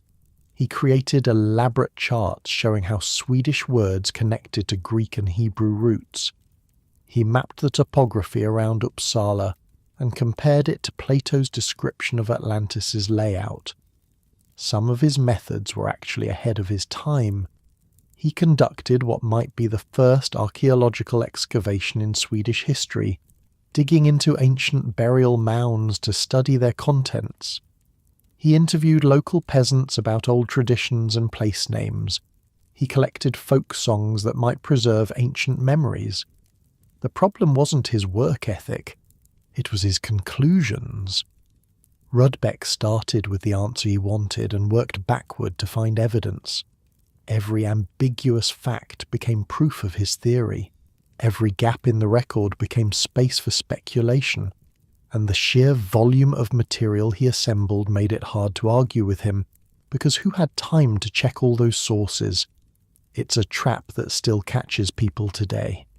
Pile enough dubious evidence together, and it starts to look solid, just from sheer mass.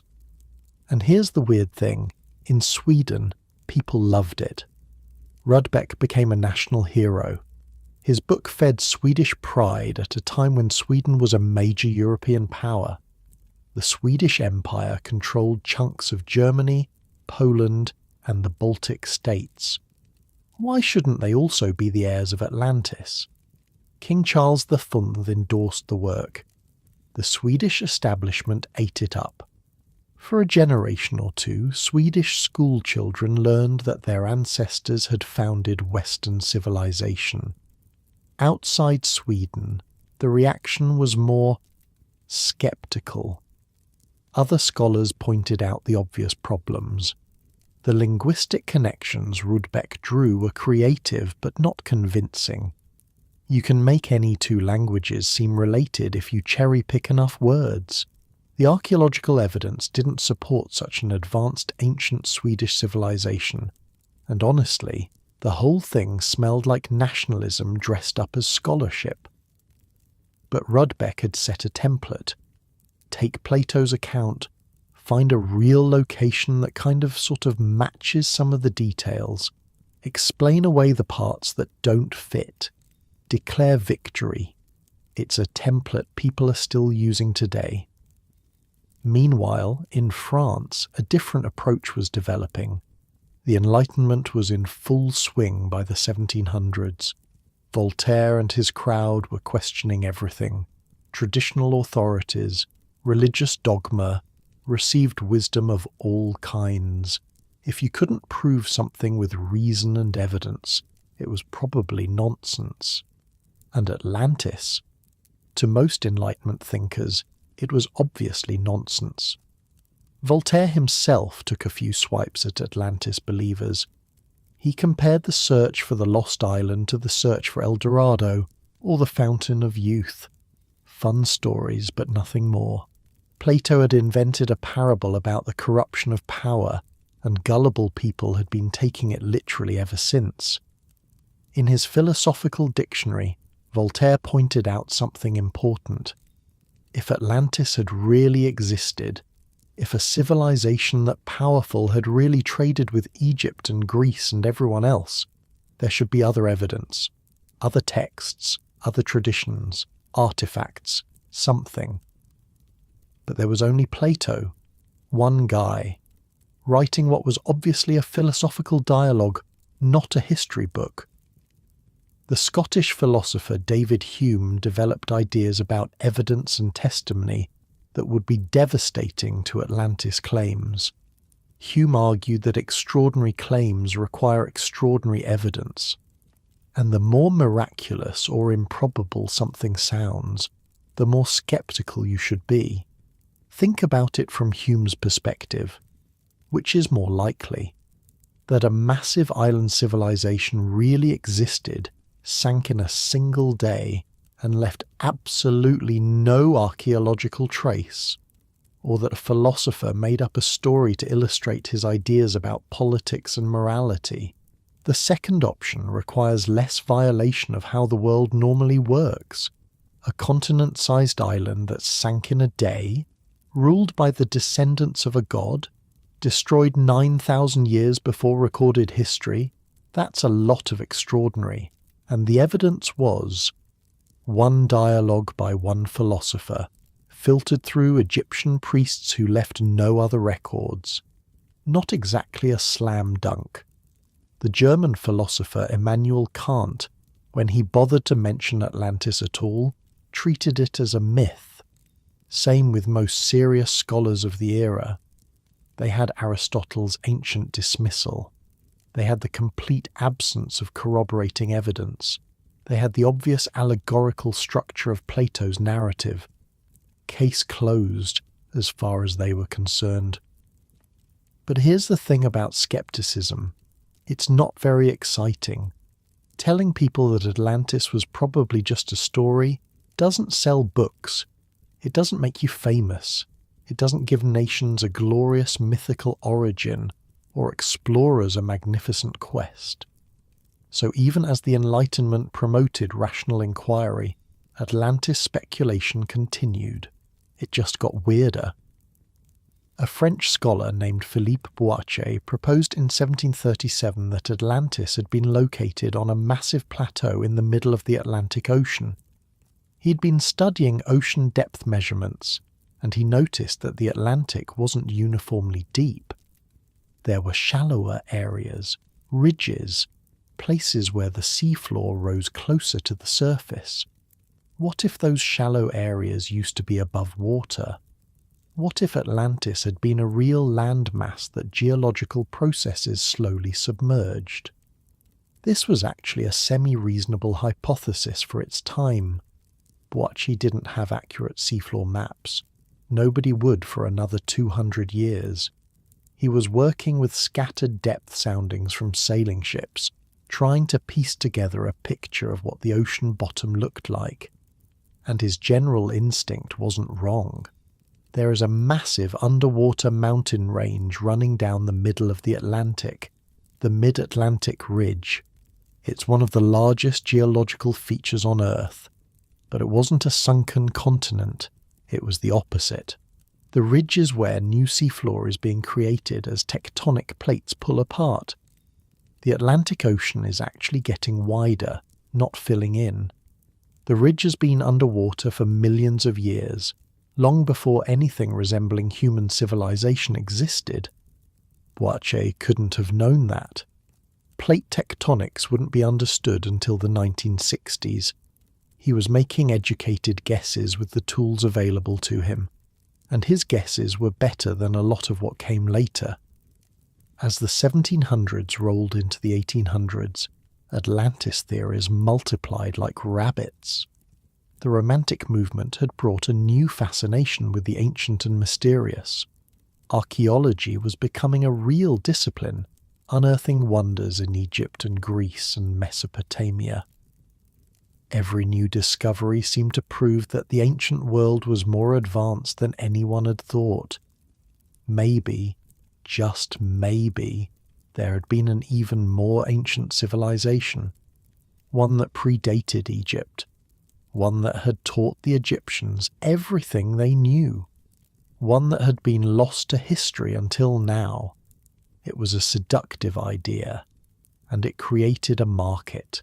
By the mid-1800s, you could find books arguing that Atlantis was in the Crimea, in Nigeria, in the Caucasus Mountains, in Brazil. Each author had their own evidence, their own linguistic connections, their own reinterpretation of Plato's text. None of it was very rigorous. Most of it was forgotten within a generation, but it kept the idea alive, kept people talking, kept publishers printing. The stage was being set for someone to come along and synthesize it all. Someone who could take all these scattered threads and weave them into a coherent narrative. Someone with the skills of a politician and the vision of a prophet. Someone who would turn Atlantis from a philosophical curiosity into a cultural phenomenon. He was born in Philadelphia in 1831. His name was Ignatius Loyola Donnelly, and nothing in his early life suggested he'd become the godfather of Atlantis mythology. His father was a doctor who died when Ignatius was young. His mother ran a pawn shop to keep the family afloat. Young Donnelly trained as a lawyer, passed the bar in Philadelphia, and by his mid-20s had already developed a reputation for ambition, also for bad luck. In 1856, Donnelly moved to Minnesota with a partner to found a utopian community. They called it Ninja City. The plan was to create a perfect little society on the frontier, sell lots to settlers, and get rich. Then the Panic of 1857 hit. The economy crashed. Settlers stopped coming. Ninja City never grew beyond a few hundred residents. Donnelly was left holding property nobody wanted in a town that would never exist. Most people would have taken that as a lesson, cut their losses, tried something more practical. Donnelly ran for office. He won a seat as Lieutenant Governor of Minnesota in 1859. Then he got elected to Congress during the Civil War, served 3 terms in the House of Representatives, became known as a fiery speaker and a champion of progressive causes, supported homestead rights, fought against monopolies, argued for better treatment of Native Americans. He was good at politics, really good. The kind of speaker who could hold a crowd for hours and make them feel like they were part of something important. In Congress, Donnelly made a name for himself. He delivered speeches that got reprinted in newspapers. He championed causes that mattered to ordinary farmers and workers. He wasn't afraid to pick fights with railroads, with banks, with anyone who seemed to be squeezing the little guy. People called him the Sage of Ninninja, even though Ninninja was still mostly empty lots and broken dreams. He wore the nickname proudly, saw himself as a truth-teller, an outsider who understood things the establishment didn't. But politics also broke his heart. He made enemies, lots of them. His sharp tongue and sharper pen created feuds that followed him for years. He accused a fellow congressman of corruption, got accused of corruption himself, spent years fighting libel suits and countersuits that drained his money and his reputation. By 1870, his political career had stalled. He tried to get back to Congress multiple times, lost, tried to get appointed to federal positions, failed. The Republican Party had moved on without him. The Democrats didn't trust him.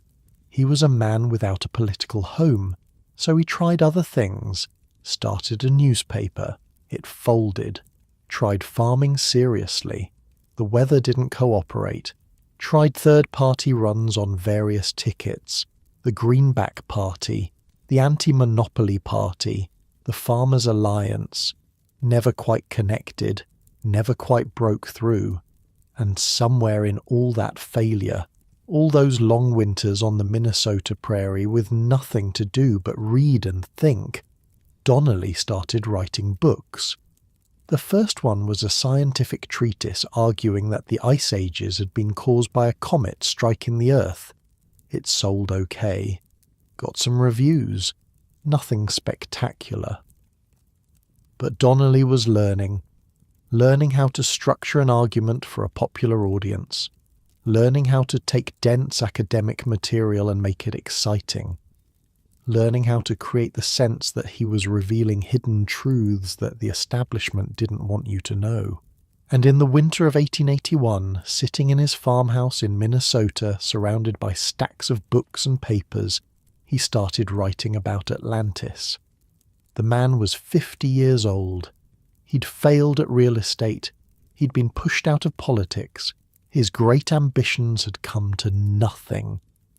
But he still knew how to tell a story, and he was about to tell the biggest one of his life.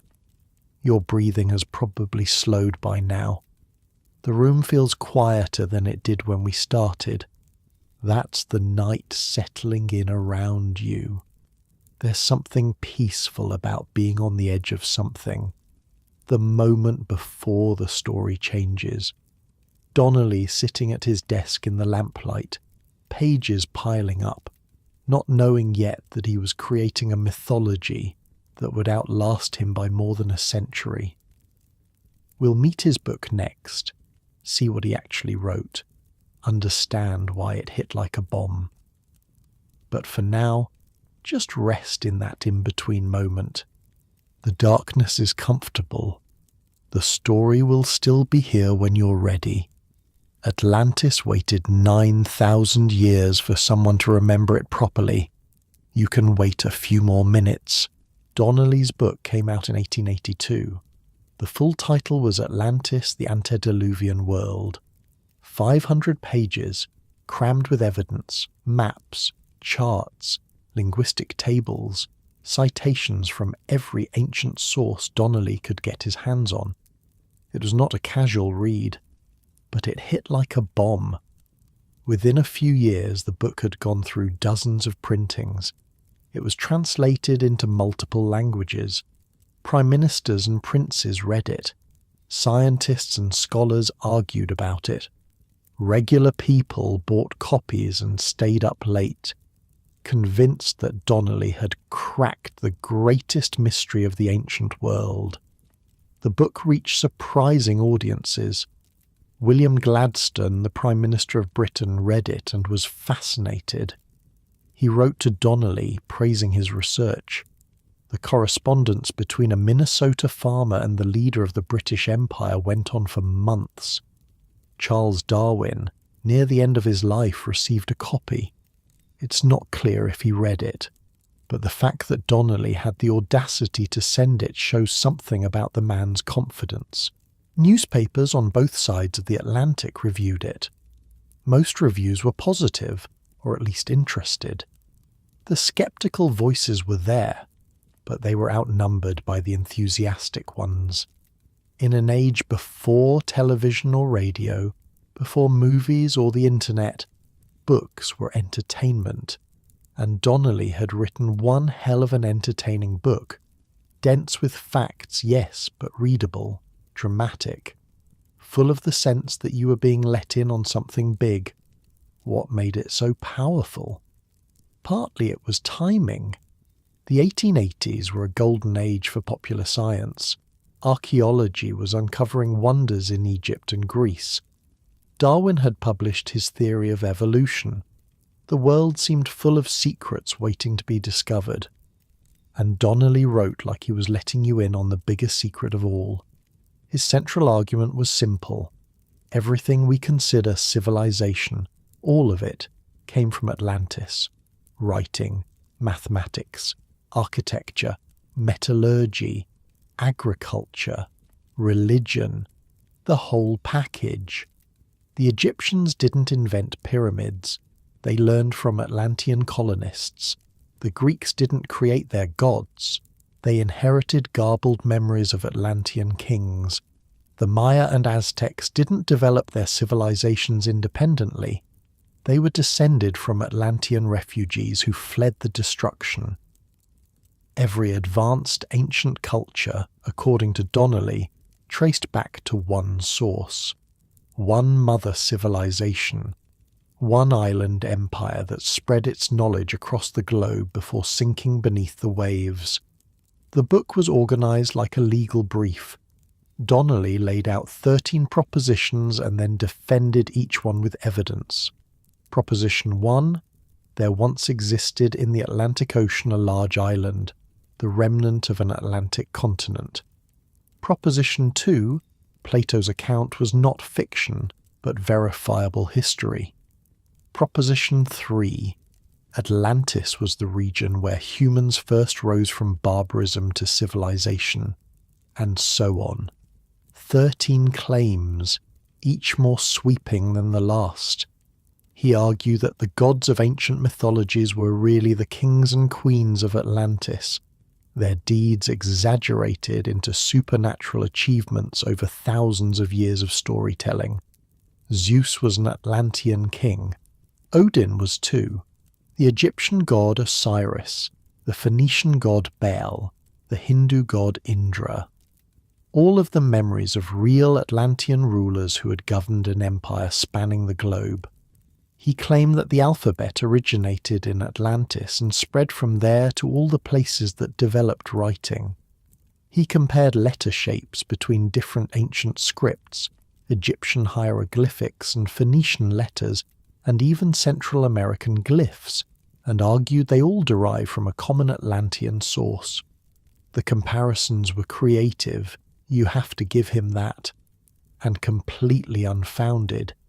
He proposed that Atlantis was the original Garden of Eden, that the flood myth in Genesis preserved a memory of Atlantis's destruction.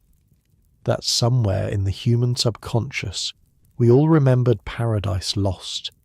It was a grand, unified theory of human history, and Donnelly backed it up with mountains of evidence.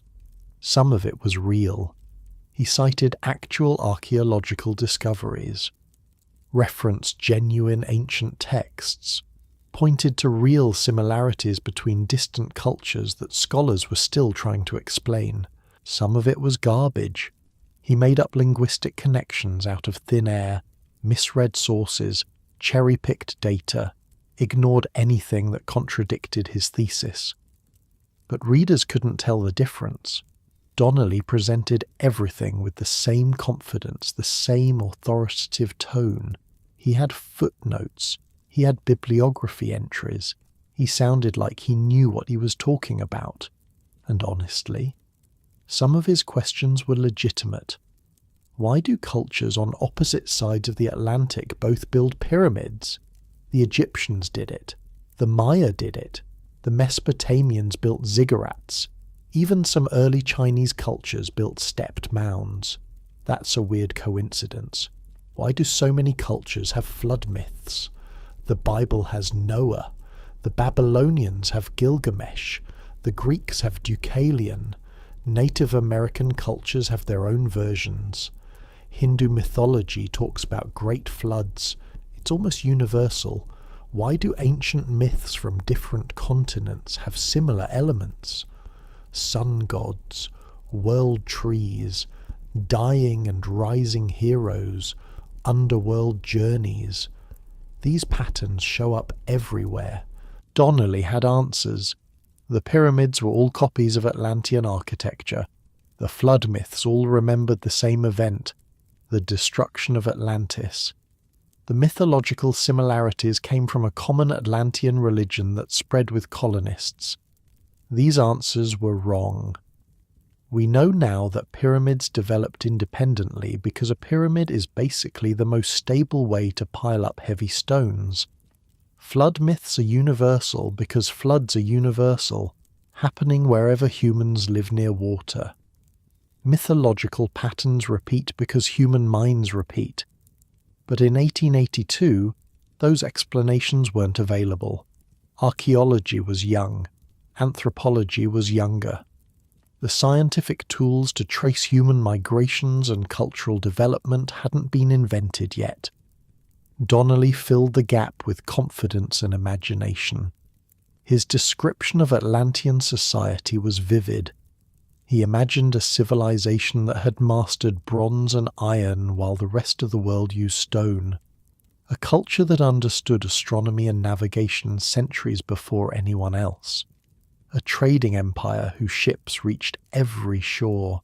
He described their government, their religion, their colonies in Egypt and Greece and Mexico and Peru. He created an entire world out of speculation and scraps, and he put Atlantis in the Atlantic Ocean, right where Plato said it was. Specifically, he pointed to an underwater plateau that runs down the middle of the Atlantic.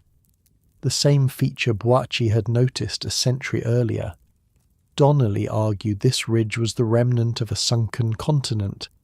The peaks of its mountains now poked above water as the Azores. If you drained the Atlantic Ocean, Donnelly suggested, you'd find the ruins of Atlantis sitting there. The temples, the canals, maybe even the bones of the Atlanteans themselves. It's worth pausing here to appreciate how wrong this is. The mid-Atlantic ridge isn't a sunken continent. It's a spreading centre. A crack in the Earth's crust where new rock wells up from below, pushing the Americas slowly away from Europe and Africa. The ridge has never been above water, at least not since the first fish crawled onto land. But Donnelly didn't know about plate tectonics. Nobody did. That theory wouldn't be accepted until the 1960s. To him, the ridge looked like exactly what he needed, a drowned landmass in the right location. So he built his theory on a foundation that would eventually crumble. But the building he erected was impressive enough that people kept living in it long after the foundation was gone. Donnelly also had a genius for the telling detail. He noted that bananas were cultivated on both sides of the Atlantic, and bananas can't survive an ocean crossing. Someone must have carried them. That someone must have had boats. Those boats must have come from somewhere in the middle. He pointed out that the Basque language, spoken in Spain, has no known relatives.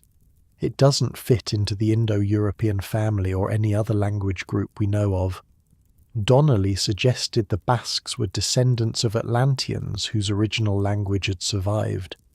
He collected legends from Ireland about an island in the west called High Brazil. Legends from Africa about lands beyond the sunset. Legends from everywhere, really, that might possibly maybe refer to Atlantis. Individually, each piece of evidence was weak. Plenty of plants got spread around by birds or ocean currents. Languages can be isolates for lots of reasons.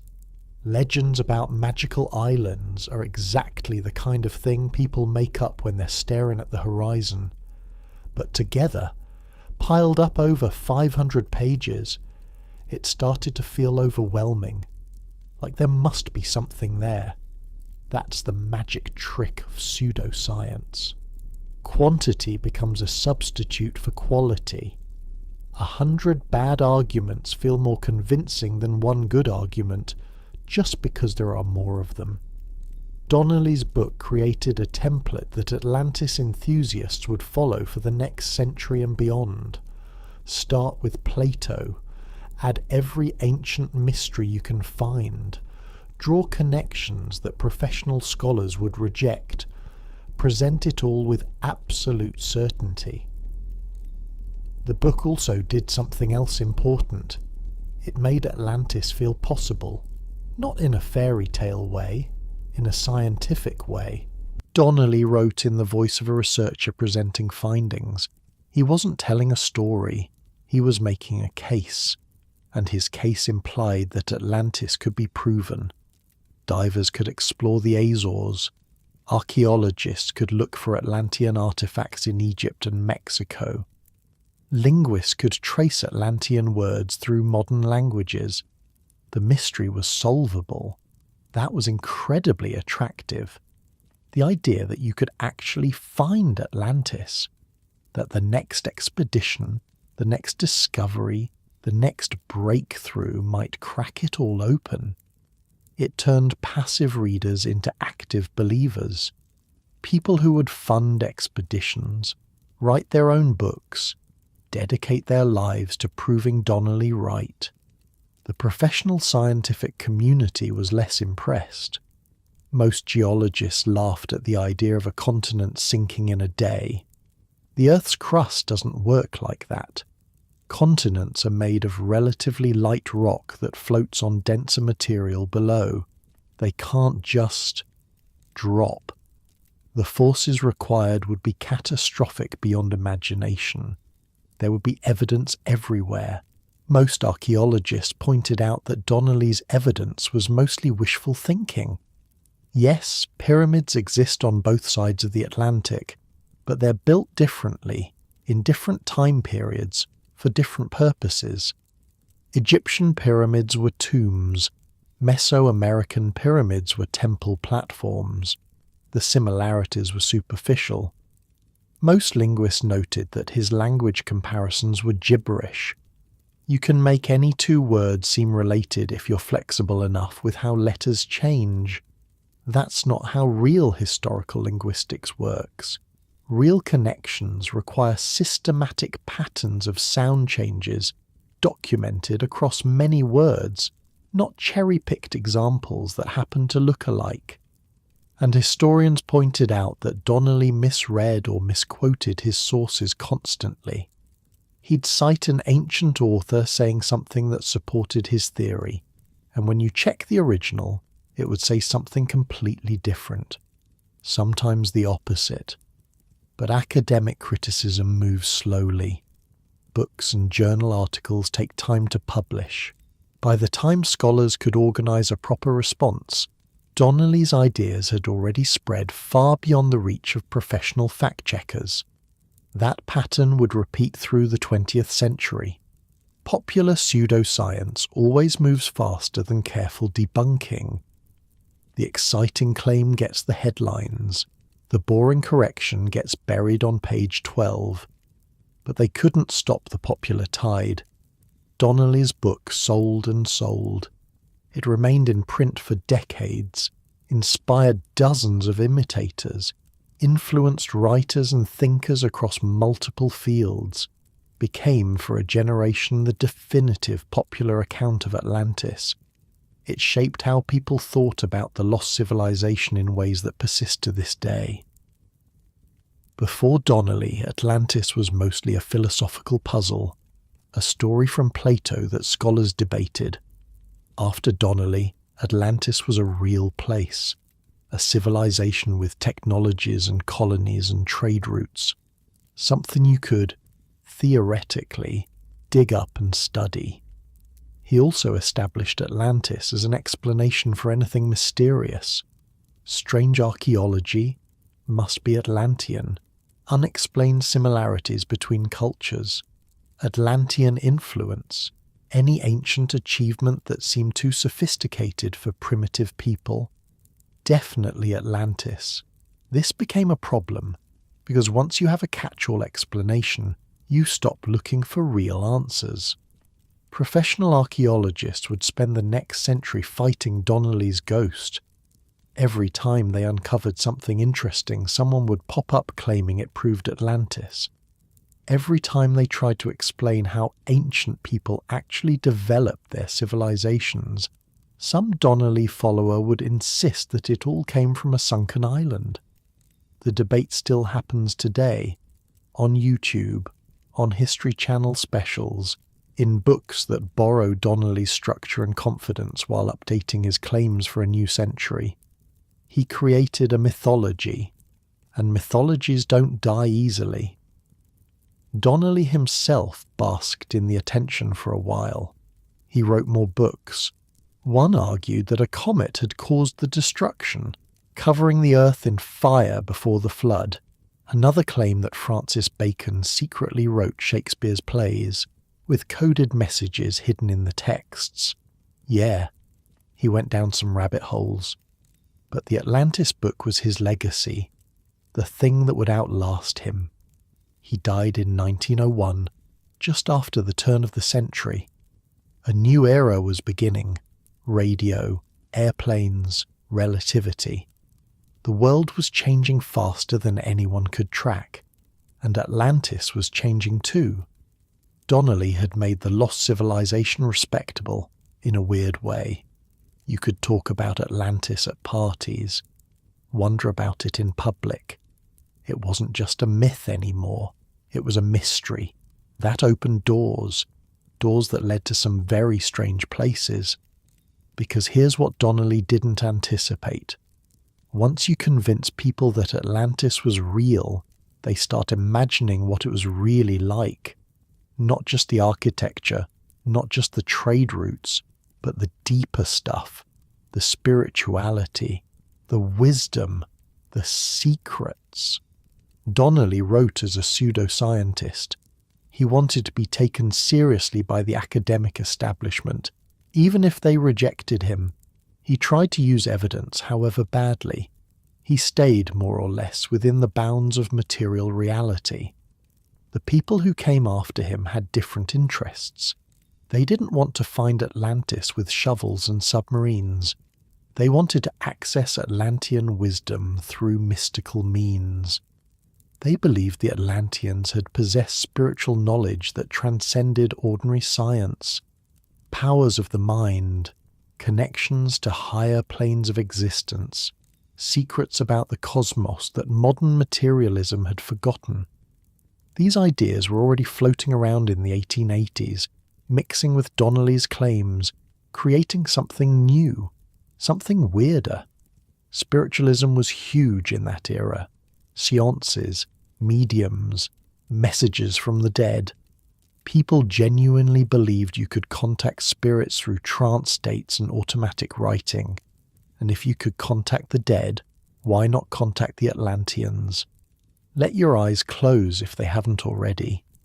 The story's taking a turn here, away from politicians and scholars, toward dreamers and mystics, people who believed in things that couldn't be proven and didn't care. They were about to take Atlantis places Donnelly never imagined, places that would make his cautious pseudo-scientific approach look positively rational by comparison. But that's for later.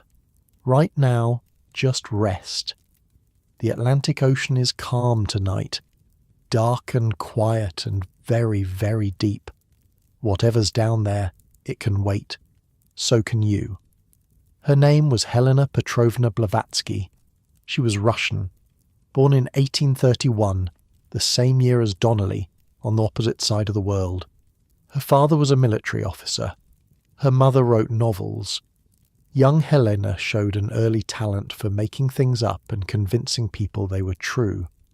By the time she was in her 40s, she had travelled across 3 continents, claimed to have studied with Tibetan masters in hidden monasteries, and founded a new religious movement that would eventually influence everyone from Gandhi to the Nazis.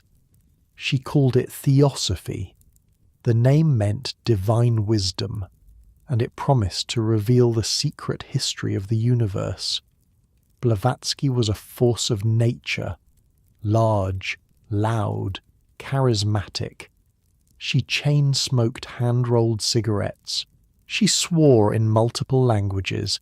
She dominated every room she entered through sheer personality. And she was almost certainly a fraud. Her Tibetan masters never produced any evidence of their existence.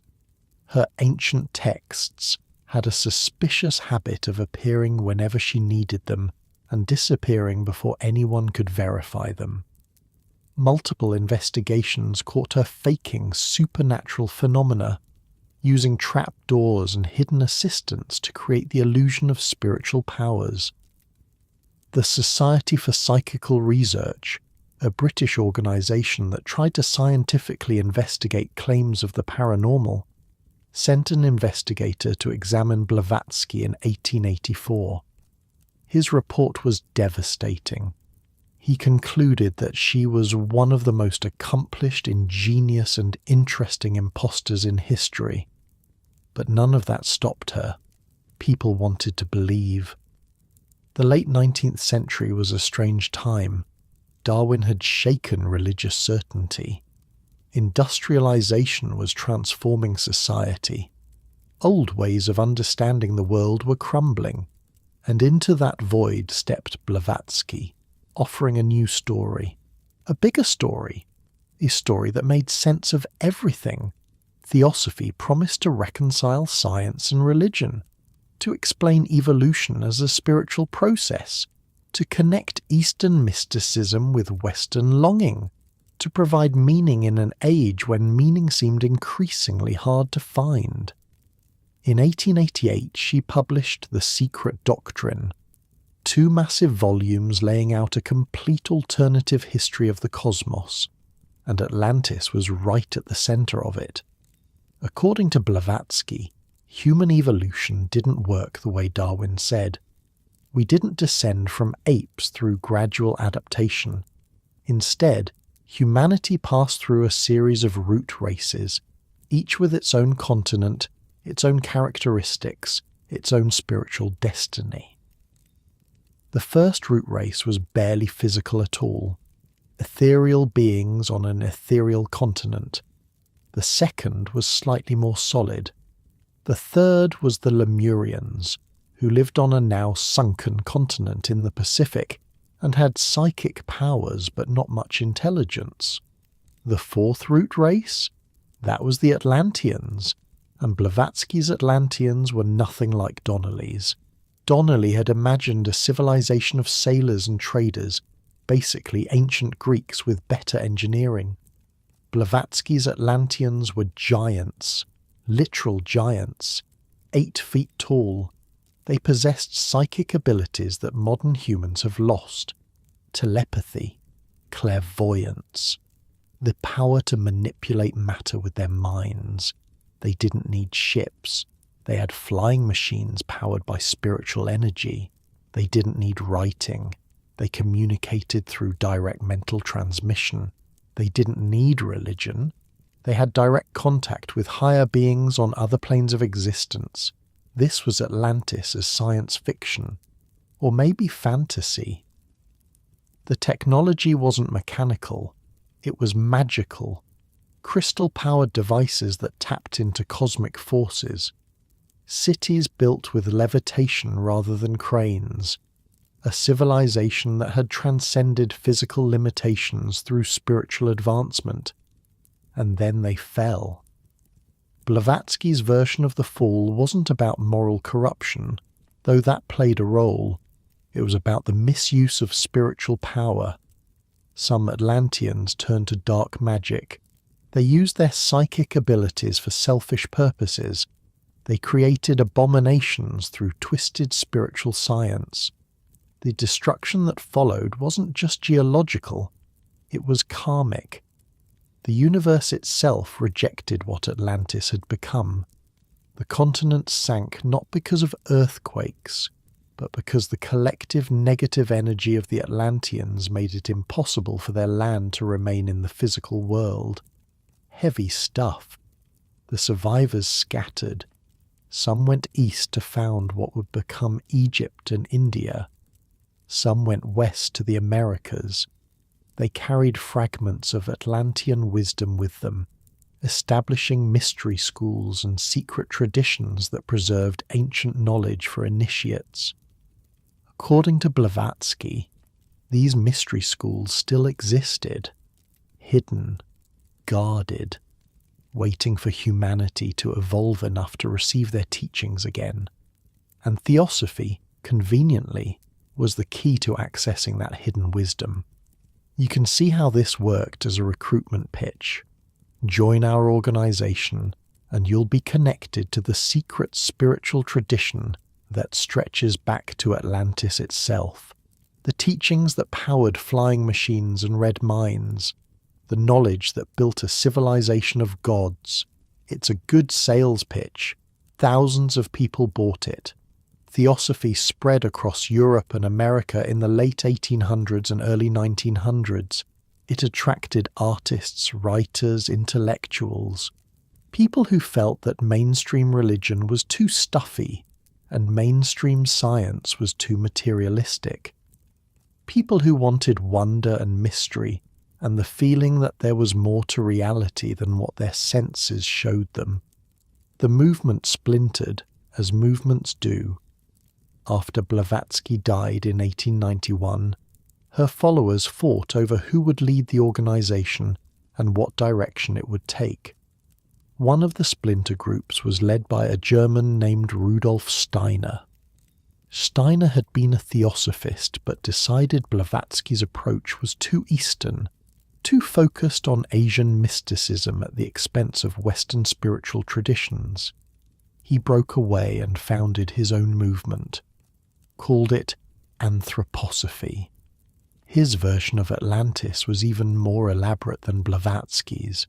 Steiner claimed to have developed clairvoyant abilities that let him directly perceive spiritual realities, including the history of previous civilizations. He didn't need ancient texts or archaeological evidence. He could simply look into what he called the Akashic records, a kind of cosmic library where every event that ever happened was stored. And what he saw was remarkable. Steiner's Atlanteans lived in an environment completely different from our own. The air was thicker, almost like mist. The land was soft and pliable. The division between sleeping and waking wasn't as sharp. Atlanteans lived in a kind of permanent dream state, perceiving the spiritual world as easily as we perceive the physical. They didn't think the way we think. Our modern analytical intelligence, our ability to reason logically and abstractly, that didn't exist yet. Instead, Atlanteans had direct intuitive knowledge. They understood things without having to figure them out. They could communicate with plants and animals. They could sense the life forces flowing through all things. Their technology reflected this different consciousness. They built machines that work through living forces rather than mechanical principles, vehicles powered by the growth energy of seeds, tools that responded to mental commands, everything organic, growing, alive. Steiner spent hundreds of lectures describing Atlantean society in extraordinary detail, the different subraces, the spiritual teachers who guided them, the temples where they practiced their sacred science. The slow decline as material thinking began to replace intuitive wisdom. He presented all of this as simple fact, not speculation, not mythology, direct observation from the Akashic records. Nobody could check his work, of course.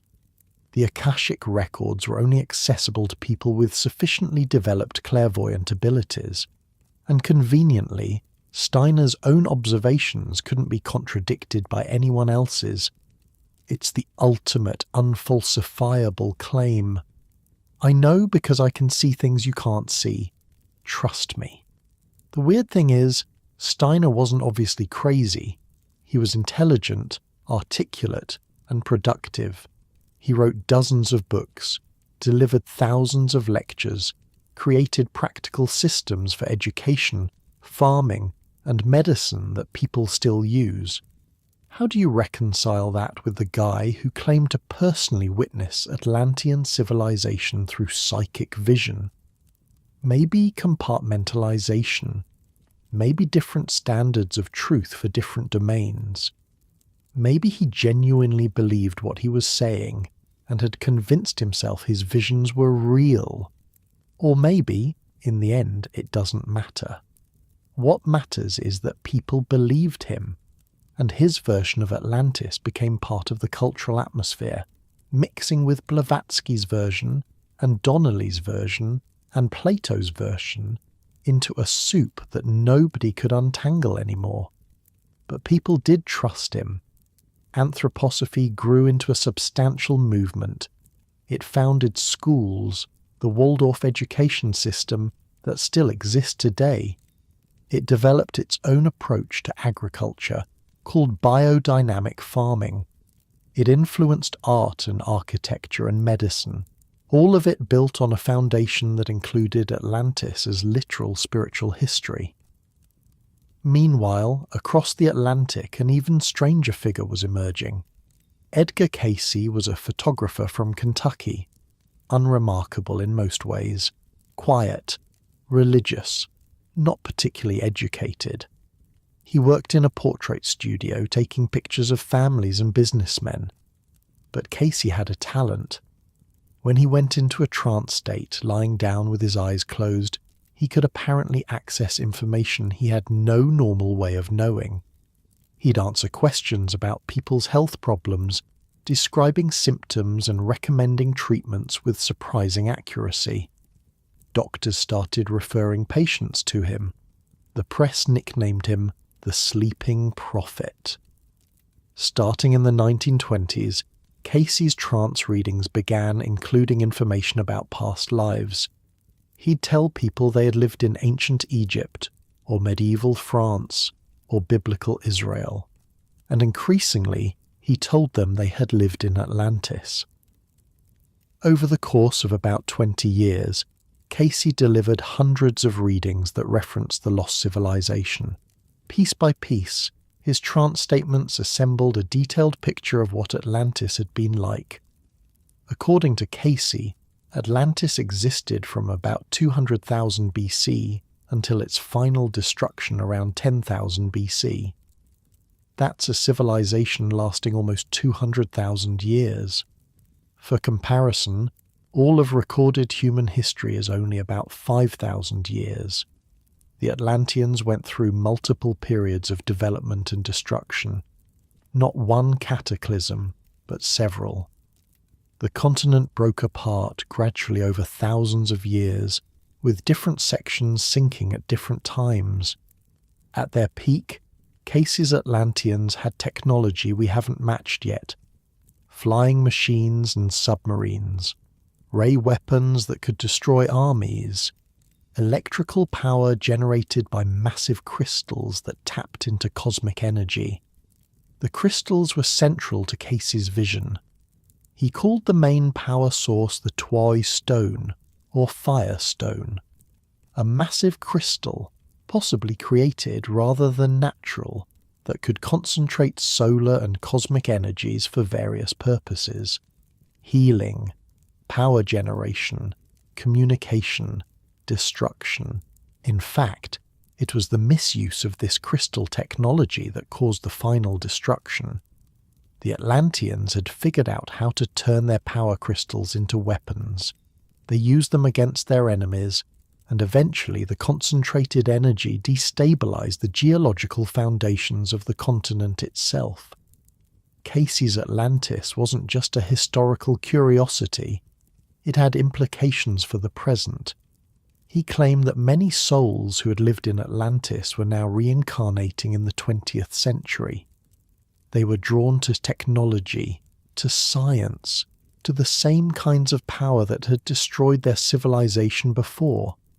They had karma to work out, lessons to learn, mistakes not to repeat, and he made predictions. Casey said that records from Atlantis had been hidden in 3 locations before the final destruction. One cache was under the Sphinx in Egypt, another was in the Yucatan Peninsula, the third was somewhere near the Bahamas. These records would be discovered, he said, when humanity was ready. They would prove Atlantis existed.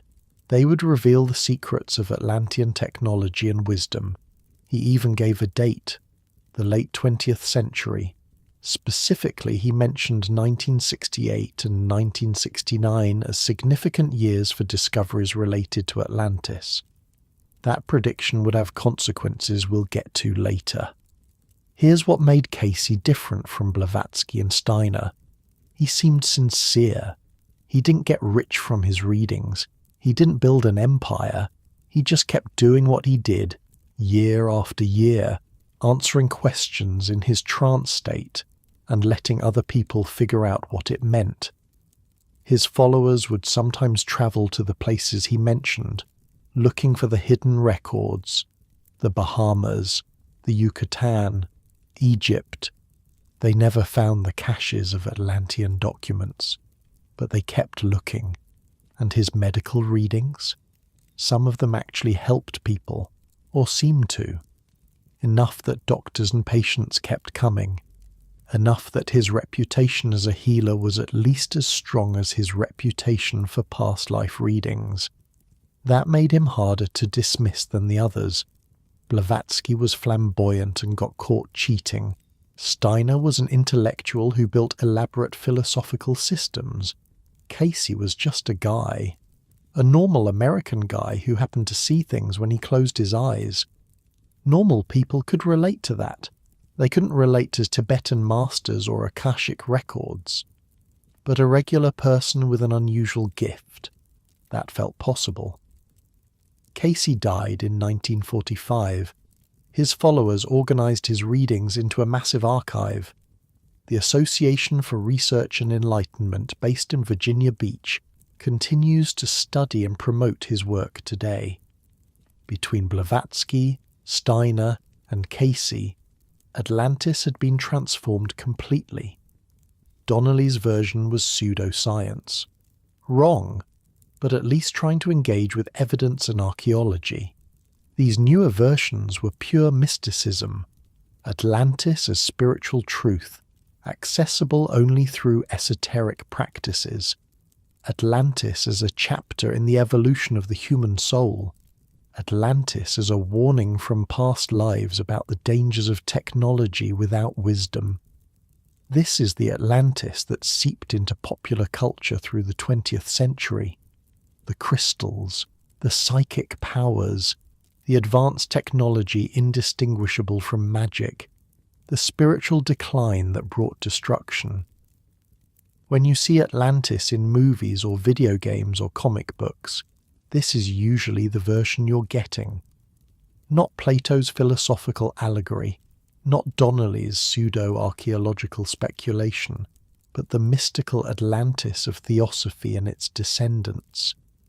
It's a long way from that garden in Athens where an old philosopher made up a story to illustrate his ideas about politics. Your eyelids are probably heavy by now. That's good. Let them rest. The mystics saw Atlantis in their visions, in trance states, in the spaces between sleeping and waking where the mind loosens its grip on ordinary reality. You're in that kind of space now. The darkness behind your eyes, the soft weight of your body settling into the bed, the story drifting somewhere between memory and dream. Atlantis is down there, in the deep water, in the collective imagination, in the strange place where history and mythology blur together. We're almost at the end of this journey. Almost. A few more steps. Modern science would finally weigh in, with submarines and sonar and satellite imaging, with geology and archaeology and hard evidence. They went looking for Atlantis with the tools of the 20th century, and they found something, but not what anyone expected. Rest now. The scientific expedition can wait until you're ready. The ocean isn't going anywhere. Neither is the mystery. Remember that prediction Edgar Cayce made? The one about 1968 and 1969 being significant years for Atlantis discoveries? Well, something did happen in 1968. A pilot named Robert Brush was flying over the shallow waters near Bimini in the Bahamas when he spotted something strange on the seafloor. A pattern. Rectangular shapes arranged in what looked like a road or a wall. Straight lines that nature doesn't usually make. He told some friends. Word spread. And pretty soon, divers were in the water, examining what would become known as the Bimini Road. What they found was a series of large rectangular stones, roughly arranged in a line running about half a mile along the ocean floor. The stones were limestone, some of them enormous. They looked to excited eyes like paving stones, like the remains of a road or a foundation. The timing was almost too perfect. Cayce had said records of Atlantis would be found near the Bahamas around 1968, and here was something, right where he said, right when he said. His followers went nuts. This was it. Proof. Vindication. The sleeping prophet had seen the truth, and now the truth was revealing itself to the world. Divers and researchers descended on Bimini. They measured the stones, photographed them, took samples, argued about what they were seeing. Some claimed to find tool marks on the stones. Others said they detected a second layer beneath the visible one, suggesting deliberate construction. A few reported finding carved heads and artifacts in the surrounding sand, though these objects had a habit of disappearing before they could be properly documented. The Association for Research and Enlightenment, Cayce's organization, funded multiple expeditions. They were determined to prove their prophet right. They brought in psychics to dowse for additional structures. They hired boats and divers and underwater cameras. The media loved it. Atlantis found? Headlines appeared in newspapers and magazines. Television crews filmed divers swimming along the underwater formation. For a moment it seemed like the mystery might finally be solved. Except geologists who examined the Bimini Road came to a different conclusion. The stones weren't cut or shaped by human hands. They were beach rock, a type of limestone that forms naturally in tropical shallows, and beach rock has a habit of fracturing along straight lines, creating rectangular shapes that can look artificial. The road wasn't a road. It was a natural geological formation, the same kind of formation you can find in dozens of other places around the Caribbean. Nothing special about it except the timing of its discovery and the hopes people projected onto it, but try telling that to the believers. The Bimini Road became a fixture of Atlantis literature. Books were written about it, documentaries filmed, expeditions launched to find more evidence in the surrounding waters. The fact that mainstream geologists dismissed it as natural didn't matter. For true believers, that dismissal was just more proof of closed-minded establishment thinking. This pattern would repeat throughout the 20th century. Someone would find something that looked unusual. Atlantis enthusiasts would declare it proof. Scientists would explain what it actually was. The enthusiasts would ignore the explanation and keep believing. It's exhausting, honestly, for everyone involved. But the scientific investigation of Atlantis-related questions was happening, even if it wasn't finding what the believers wanted. The most serious scientific engagement with the Atlantis question came from an unexpected direction. Not the Atlantic Ocean, not the Bahamas, but the Aegean Sea, in the waters around a crescent-shaped island called Santorini. Santorini is what's left of a volcano. If you visit today, you'll see a ring of islands surrounding a deep lagoon. The lagoon is actually a caldera, the collapsed crater of a volcano that blew itself apart roughly 3,600 years ago. One of the largest volcanic eruptions in human history. The eruption happened around 1600 BC, give or take a few decades. Dating ancient volcanic events is tricky, and scientists have argued about the exact timing for years. But somewhere in the ballpark of 1600 BC, this volcano exploded with a force that dwarfed anything in recorded history.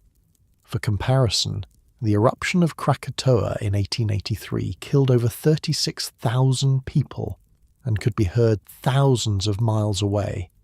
The Santorini eruption was probably 4 times larger, maybe more. The explosion would have been visible from Egypt. The tsunamis would have devastated coastlines across the eastern Mediterranean. The ash cloud would have affected weather patterns for years. Agriculture would have failed. Civilizations would have struggled. And there was a civilization nearby. A sophisticated, wealthy, powerful civilization that seems to have collapsed right around the time of the eruption. The Minoans. We talked about them earlier, when we discussed how Spanish conquistadors compared the Aztecs to Plato's description. But now we need to look at them more closely. Because a Greek archaeologist named Spyridon Marinatos spent his career arguing that the Minoans were the real Atlantis. Marinatos wasn't a crackpot. He was a serious scholar, director of the Greek Archaeological Service, a respected figure in his field. And he had noticed something interesting. Minoan sites on Crete, the main Minoan island, showed evidence of sudden destruction around the time of the Santorini eruption. Thick deposits of volcanic ash, signs of tsunami damage, buildings collapsed and never rebuilt. And the Minoan civilization, which had been flourishing for centuries, suddenly declined after this period. Within a generation or two, the palaces were abandoned. The sophisticated culture that had produced incredible art and architecture simply stopped. What if, Marinatos wondered, the Santorini eruption had destroyed Minoan civilization? And what if memories of that destruction had been preserved in Egyptian records, eventually reaching Plato and becoming the basis for his Atlantis story? It was a testable hypothesis. Unlike the mystical claims of Blavatsky or Casey, this could actually be investigated with archaeological tools. In 1967, Marinatos began excavating on Santorini itself. At a site called Akrotiri, on the southern part of the island, he started digging through layers of volcanic ash. What he found was remarkable. A city, a complete Bronze Age city, preserved under 60 feet of volcanic pumice, buildings still standing to their second and third stories, streets, squares, workshops, homes with pottery still sitting on shelves. It was like Pompeii, but older, much older, and in some ways better preserved. The ash had fallen so quickly and so deeply that it created a perfect seal. Air couldn't get in, decay couldn't happen. Even organic materials, things that normally rot away in centuries, had survived for 3,500 years. Marinatos found beds with their wooden frames intact, baskets still holding their contents, rope still coiled, the carbonized remains of food in storage jars. It was like the whole city had been frozen in time. But here's the strange thing. No bodies. Pompeii is famous for its plaster cast of victims, people caught in the moment of death by the falling ash. Akrotiri had none of that. Not a single skeleton in all the excavated areas, not even animal bones. The people got out, all of them. They saw the warning signs, the earthquakes that must have preceded the main eruption, and they fled. They took their valuables, their families, their livestock, and they left. We don't know where they went. We don't know if they survived the tsunamis that followed the eruption. But they weren't in the city when the end came. That makes Akrotiri a snapshot of daily life rather than death. A city as it was lived in, not as it was abandoned in panic. The buildings had indoor plumbing, toilets that flushed with water, drainage systems, hot and cold running water, apparently heated by the volcanic activity beneath the island. The walls were covered in frescoes, paintings of ships and dolphins and women gathering saffron, boxing boys, fishermen holding their catch, monkeys climbing rocks. The artwork was stunning, comparable to anything produced in the ancient world. This was a wealthy, sophisticated society, a society that traded with Egypt and the Levant and the Greek mainland, a society that had achieved a level of comfort and artistry that wouldn't be matched in Europe for another 1,000 years, and it had been buried in a single catastrophic event. The parallels to Atlantis were obvious: an island civilization, advanced technology for its time, sudden destruction by natural disaster. The timing was off, way off, since Plato put Atlantis 9,000 years before Solon instead of 900. But maybe that was just a mistake. Maybe the Egyptian priests had confused their numbers. Maybe Plato had added a 0 for dramatic effect. The Minoan theory became the most respectable scientific hypothesis for a real-world Atlantis. It appeared in academic journals, got discussed at conferences, made it into textbooks. Marinatos kept digging until his death in 1974. He died at the site, actually. Fell from a wall he was examining and never recovered.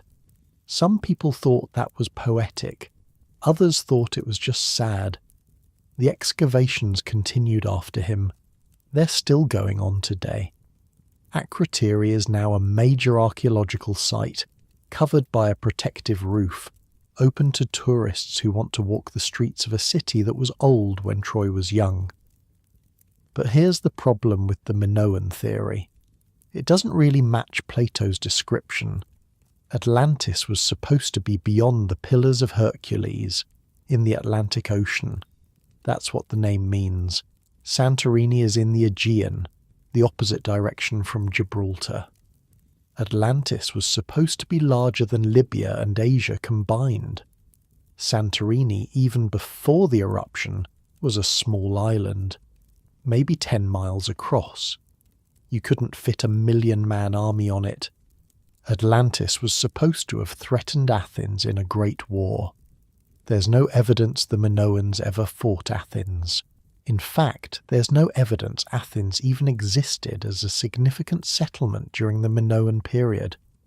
The theory requires you to assume that Plato, or his sources, got almost everything wrong except the basic concept of an island civilization destroyed by catastrophe. The location is wrong. The size is wrong. The timeline is wrong. the political situation is wrong. At that point, what are you really saying?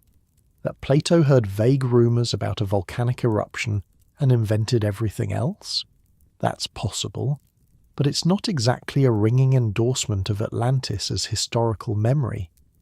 Other scientists looked in other places, the Spanish coast, the Sahara Desert, which some researchers argued had been underwater in ancient times, the Black Sea, where underwater surveys found evidence of ancient flooding, Antarctica, where a few fringe theorists claimed an ice-free civilization had once existed.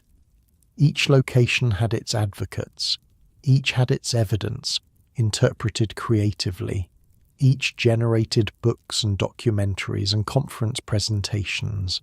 Robert Ballard, the oceanographer who found the Titanic, turned his attention to ancient shipwrecks and submerged settlements.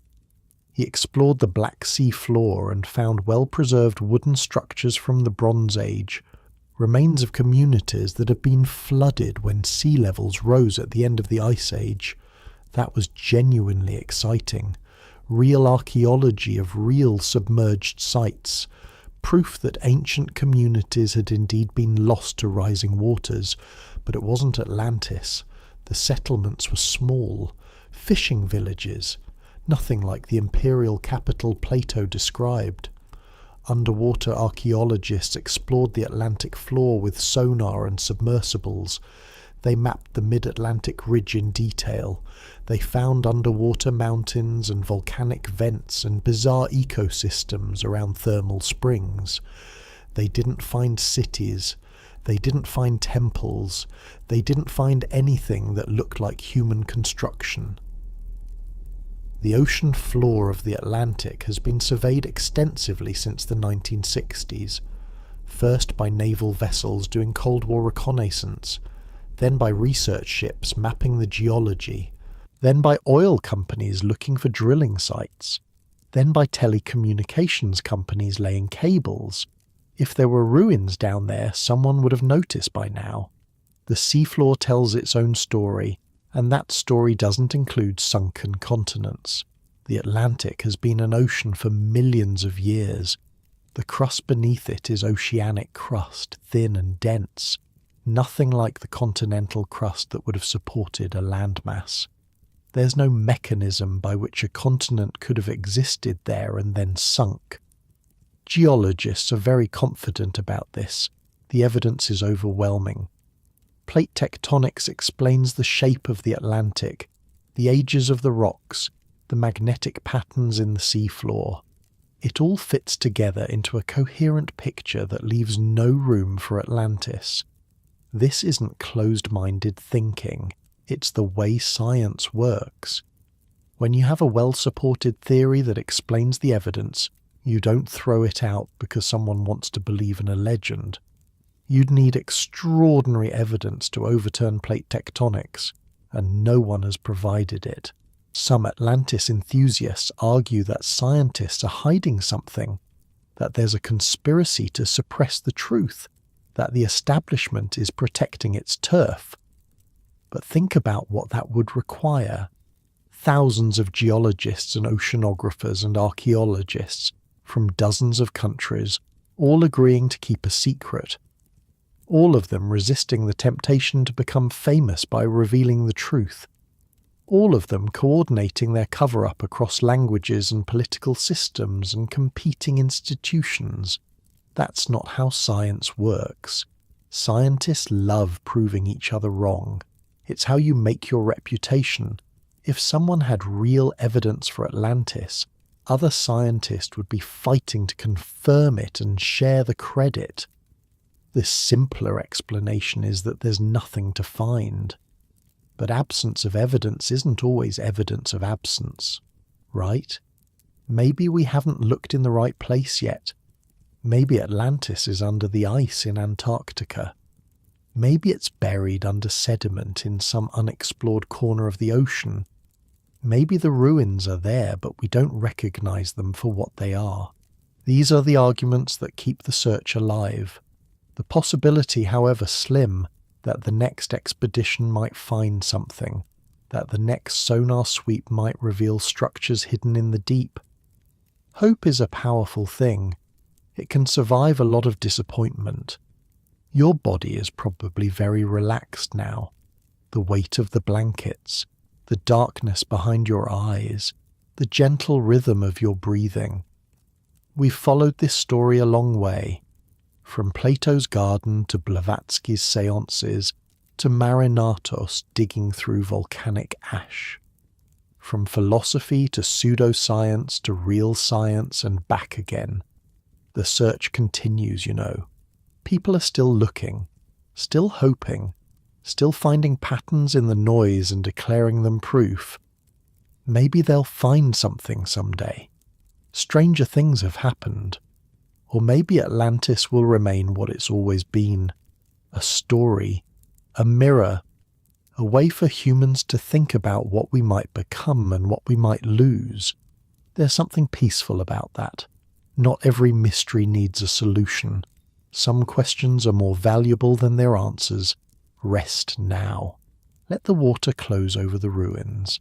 Let the sediment settle. The final chapter of this story isn't about the search.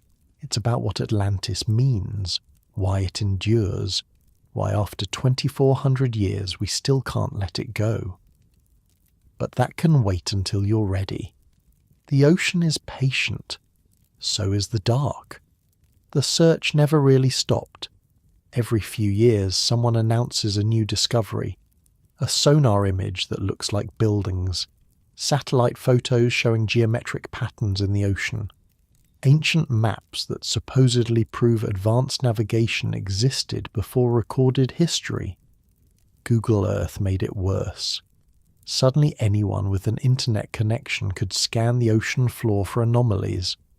People found rectangular shapes, straight lines, grids that looked too regular to be natural. Most of it was digital noise, artifacts of how the mapping software stitched together different data sources.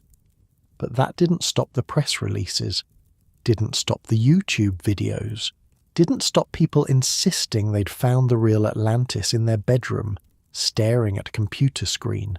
In 2009, a British aeronautical engineer spotted a grid pattern on Google Earth in the Atlantic, west of the Canary Islands.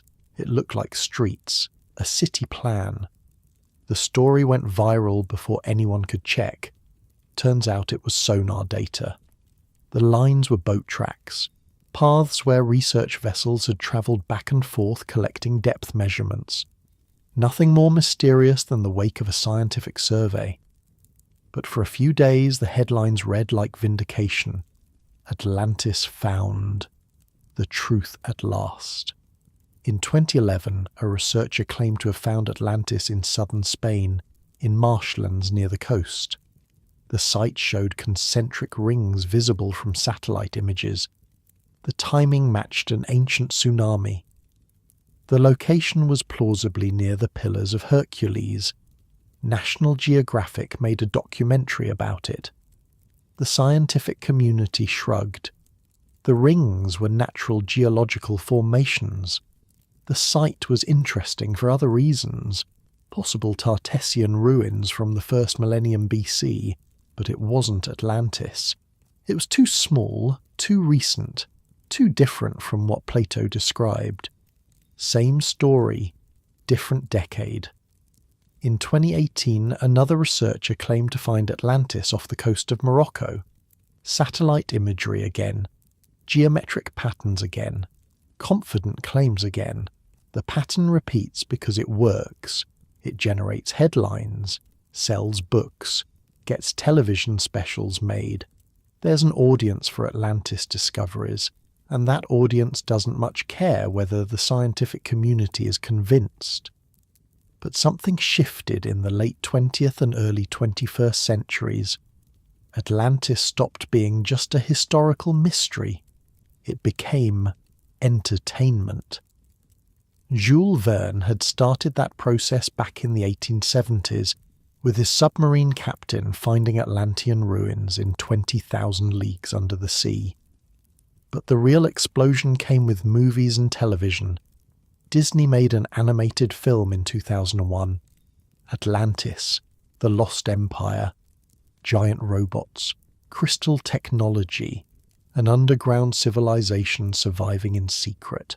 It flopped at the box office, actually, but it showed how thoroughly Atlantis had been absorbed into the vocabulary of adventure storytelling. The same year, the TV series Stargate spun off into Stargate Atlantis, imagining the lost city as an alien spacecraft. Aquaman in DC Comics ruled Atlantis as an underwater kingdom. Marvel had Name of the Submariner doing the same thing. Video games set players exploring Atlantean ruins in everything from Tomb Raider to Assassin's Creed. The mystic version, the one with crystals and psychic powers, became the default. Not Plato's philosophical allegory, not Donnelly's pseudoscientific speculation. The Blavatsky-Casey version, where Atlantis was essentially magical, where its technology was indistinguishable from sorcery. That version is more fun, honestly. It makes for better movies, but it also shows how far we've drifted from the source. Plato would barely recognize what his story has become. The original was a political parable, a warning about corruption and hubris. It was about Athens, really, about what Athens had become after the Peloponnesian War. The foreign empire was a mirror, not a mystery. But try putting that in a summer blockbuster. Modern audiences want action, visual spectacle, clear villains and heroes. They want underwater cities with glowing crystals and ancient war machines activated by the power of belief. The philosophical Atlantis is too subtle, too ambiguous. It asks questions instead of providing answers. It makes you uncomfortable instead of entertained. So we get the other version, the one where Atlantis is basically a superhero origin story. Ancient technology waiting to be rediscovered, hidden knowledge that could change everything, the promise of power for whoever finds it first. It's not what Plato wrote, but it's what we want to hear. And then there's the ancient aliens phenomenon. If you've watched the History Channel in the past 15 years, you know what I'm talking about.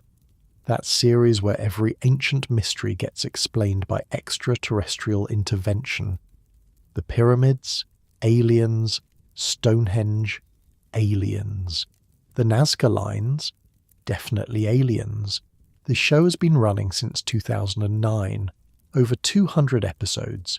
It's one of the most successful programs the History Channel has ever produced, and Atlantis comes up constantly. Some ancient aliens proponents argue that the Atlanteans were extraterrestrials, or that they were humans who received technology from alien visitors.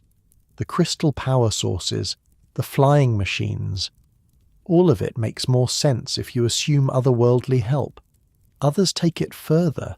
They claim that Atlantis was a staging ground for alien colonization of Earth, that the Atlanteans were hybrids, part human and part extraterrestrial, that their destruction was the result of some cosmic war we can barely comprehend. The theories get wilder and wilder. That's what happens when you free yourself from evidence. There's no limiting principle, no way to say, okay, that's too far. If aliens could do one thing, they could do anything. The speculation becomes infinite. Does it need to be said that there's no evidence for any of this? That the ancient aliens thesis requires ignoring everything we actually know about ancient human capabilities? That it's fundamentally insulting to suggest that our ancestors couldn't have built impressive things without help from space? Probably not. You already know. But millions of people watch those shows, buy the books, believe, at least a little, that the official history is incomplete, that there are secrets being kept, that somewhere in the past, something extraordinary happened that the establishment doesn't want us to know about. The internet has made this worse, or better, depending on your perspective. Anyone can publish anything now. The gatekeepers are gone. You can find communities online that believe in every possible theory about Atlantis. Crystal technology, alien origins, Antarctic locations, spiritual dimensions. They share evidence, reinforce each other's beliefs, create entire alternative histories that have nothing to do with mainstream scholarship, but feel just as real to the people inside them. It's a parallel universe of knowledge, separate from academia, separate from science, following its own rules. Atlantis has become a symbol of that feeling, the sense that there's more to history than the textbooks tell us, that ancient people knew things we've forgotten, that advanced civilizations have risen and fallen before, and ours might not be as special as we think. It's a seductive worldview, and it's not entirely wrong, even if the specifics are nonsense. Ancient people were clever. They built amazing things with limited technology. They observed the stars with naked eyes and developed sophisticated astronomical systems. They crossed oceans in boats we'd consider death traps. They created art and literature that still moves us thousands of years later. We underestimate them constantly, and every time archaeologists discover something unexpected, something that suggests ancient people were more capable than we thought, it feeds the suspicion that maybe there's more we don't know. Maybe there are discoveries still waiting to be made. Maybe Atlantis is one of them. Consider what the Egyptians actually accomplished. They built the Great Pyramid using copper tools and human muscle. 2 million stone blocks, some weighing more than 50 tons, stacked with precision we'd struggle to match today. They did it without wheels, without iron, without any of the technologies we consider essential for large construction projects, and they left records. We know how they did it. Ramps and levers and thousands of workers and decades of effort. It's impressive precisely because it was human, because they figured it out with the tools they had. Same with the Romans and their aqueducts, the Maya and their calendar, the Polynesians crossing thousands of miles of open ocean in canoes, navigating by stars and currents and the flight patterns of birds. None of this required aliens. None of it required Atlantean survivors teaching secret techniques. It just required human ingenuity, applied over generations, accumulated through trial and error. But that explanation feels insufficient somehow, too ordinary. We want our ancestors to have had help. We want there to be a secret. The trouble is, maybe isn't evidence. And the gap between ancient people were impressive and ancient people had flying machines powered by crystals is enormous. But let's step back for a moment. Let's ask a different question. Why does this story persist? 2,400 years. That's how long Atlantis has been with us. One dialogue by one philosopher, and it's still generating books and movies and television specials and internet arguments in the 21st century. Why? Part of it is the mystery itself. Humans love mysteries. We're pattern-seeking creatures, and an unsolved puzzle itches at us. We want to know. We need to know. The uncertainty is almost painful, and Atlantis is the ultimate unsolved puzzle. Big enough to matter, old enough to be romantic, just plausible enough that you can't quite dismiss it entirely. Think about it. We've solved so many mysteries. We know what causes lightning.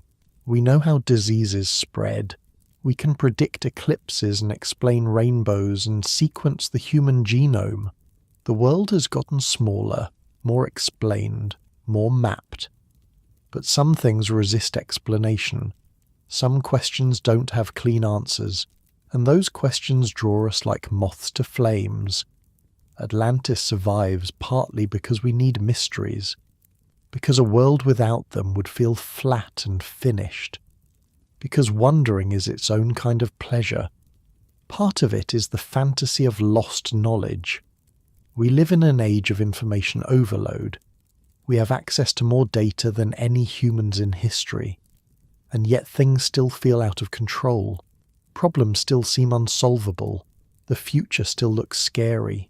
Climate change, political division, economic inequality, pandemic disease. The challenges keep coming, and our solutions never seem quite adequate. What if there was wisdom we'd forgotten? What if the ancients knew something we don't? What if recovering that knowledge could save us? It's a comforting thought. Even if it's not true, it's comforting. It suggests that solutions exist, that progress isn't the only option, that we can look backward as well as forward. Every generation has felt this way. Every generation has looked at its problems and wished for some lost golden age when people knew better. The Romans idealized the early republic. The medieval Europeans idealized Rome. The Renaissance idealized Greece. And everyone at some point has idealized Atlantis. We project our hopes onto the past because the future is too frightening. Part of it is the warning. Plato's original story was about corruption and collapse, a great civilization that lost its virtue and was destroyed. That's a universal theme. Every generation worries about decline. Every empire wonders if it's next. Atlantis gives that worry a shape, a precedent. Look, it says, this happened before, it can happen again. In the atomic age, that resonance got stronger. Suddenly humanity had the power to destroy itself. The Atlantean catastrophe didn't seem quite so mythological anymore. We could see how it might happen. We could imagine the waters closing over our own civilization. And now, with climate change and rising seas, the image has gained new potency. Coastal cities threatened by flooding, island nations disappearing beneath the waves, civilizations undone by environmental changes they helped cause. We don't need to believe in Atlantis to feel its truth. The story works because it captures something real about human vulnerability, about the gap between our power and our wisdom. We can build wonders, but we can also destroy them. We can rise to greatness, but we can fall just as far. Atlantis is a reminder, a memento mori for civilizations. And part of it, honestly, is just good storytelling. Plato knew what he was doing. The concentric rings, the golden walls, the bulls sacrificed in the temple, the slow corruption of a noble people, the sudden, total destruction. These are powerful images. They stick in the mind. They generate more images, more stories, more variations on the theme. Think about what makes a story memorable. Vivid details, emotional stakes, a clear structure with beginning, middle, and end. Characters you can imagine, even if they're sketched briefly. A world that feels real, even if it's fantastic. Plato's Atlantis has all of that. The description of the city is detailed enough to visualize. The decline from virtue to corruption is psychologically believable. The ending is catastrophic and final. It's a complete narrative, even though it's technically unfinished. We know how it ends. The water rises, the city falls, everything is lost. A bad story would have been forgotten. A forgettable story would have vanished with the Library of Alexandria. But Atlantis survives because it works. As literature, as myth, as a hook for the imagination. We remember things that move us, and Atlantis moves us. Has been moving us for 24 centuries. Will probably keep moving us for centuries to come. Maybe that's enough. Maybe Atlantis doesn't have to be real to be meaningful. Maybe the search matters more than the finding. maybe the questions are more valuable than any answer could be. There's something beautiful about that, actually. A story that keeps giving without ever quite arriving. A mystery that rewards engagement without demanding solution. Some of the most important things in life are like that. Love, meaning, purpose. You don't solve them. You live them. You keep asking the questions even when answers don't come. Atlantis might be the same. A question worth asking forever. A dream worth having again and again. Your eyes are probably closed by now, or closing, the heaviness of sleep pulling you down like water. That's okay. That's good. We're almost done. One more section. One more piece of the puzzle. Not an answer, exactly, but a way of thinking about answers. A way of holding the mystery without needing to solve it.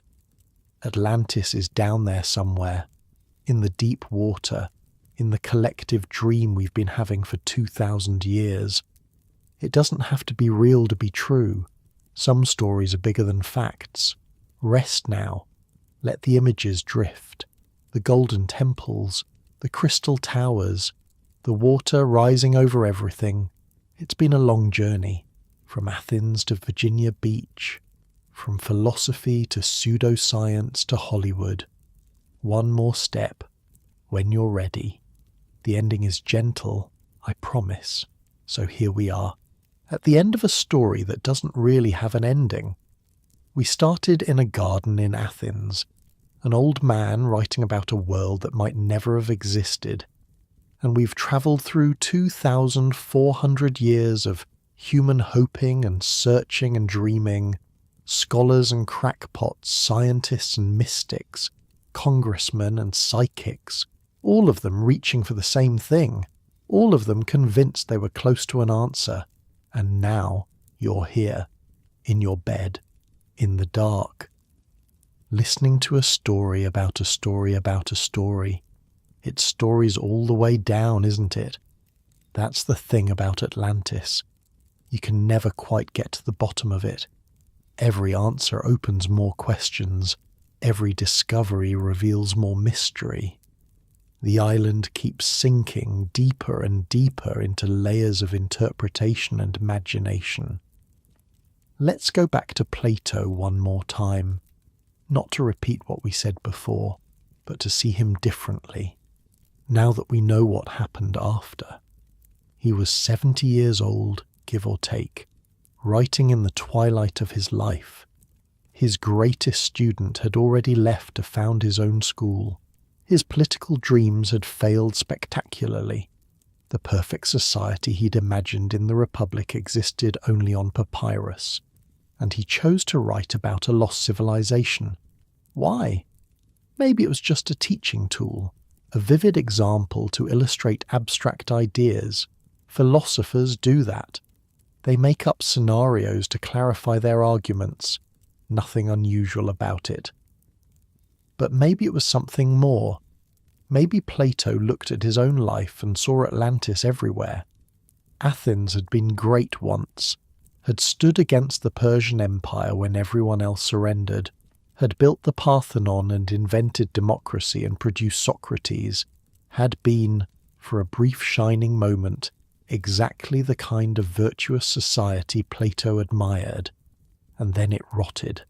The Peloponnesian War, the plague, the Sicilian disaster, the rule of the 30 tyrants, including Plato's own relatives, the execution of Socrates, the slow decline from golden age to something greyer and meaner.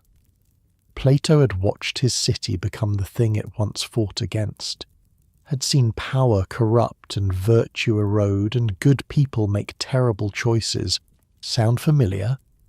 Atlantis was Athens, or could have been, or might still become. The story wasn't really about an island in the Atlantic.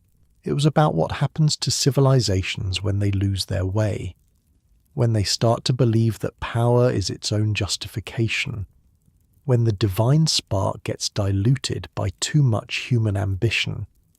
Plato was writing a warning, not about the past, about the future. And here's the strange part. The warning worked. Not because anyone took it literally. Not because people read Plato and reformed their societies.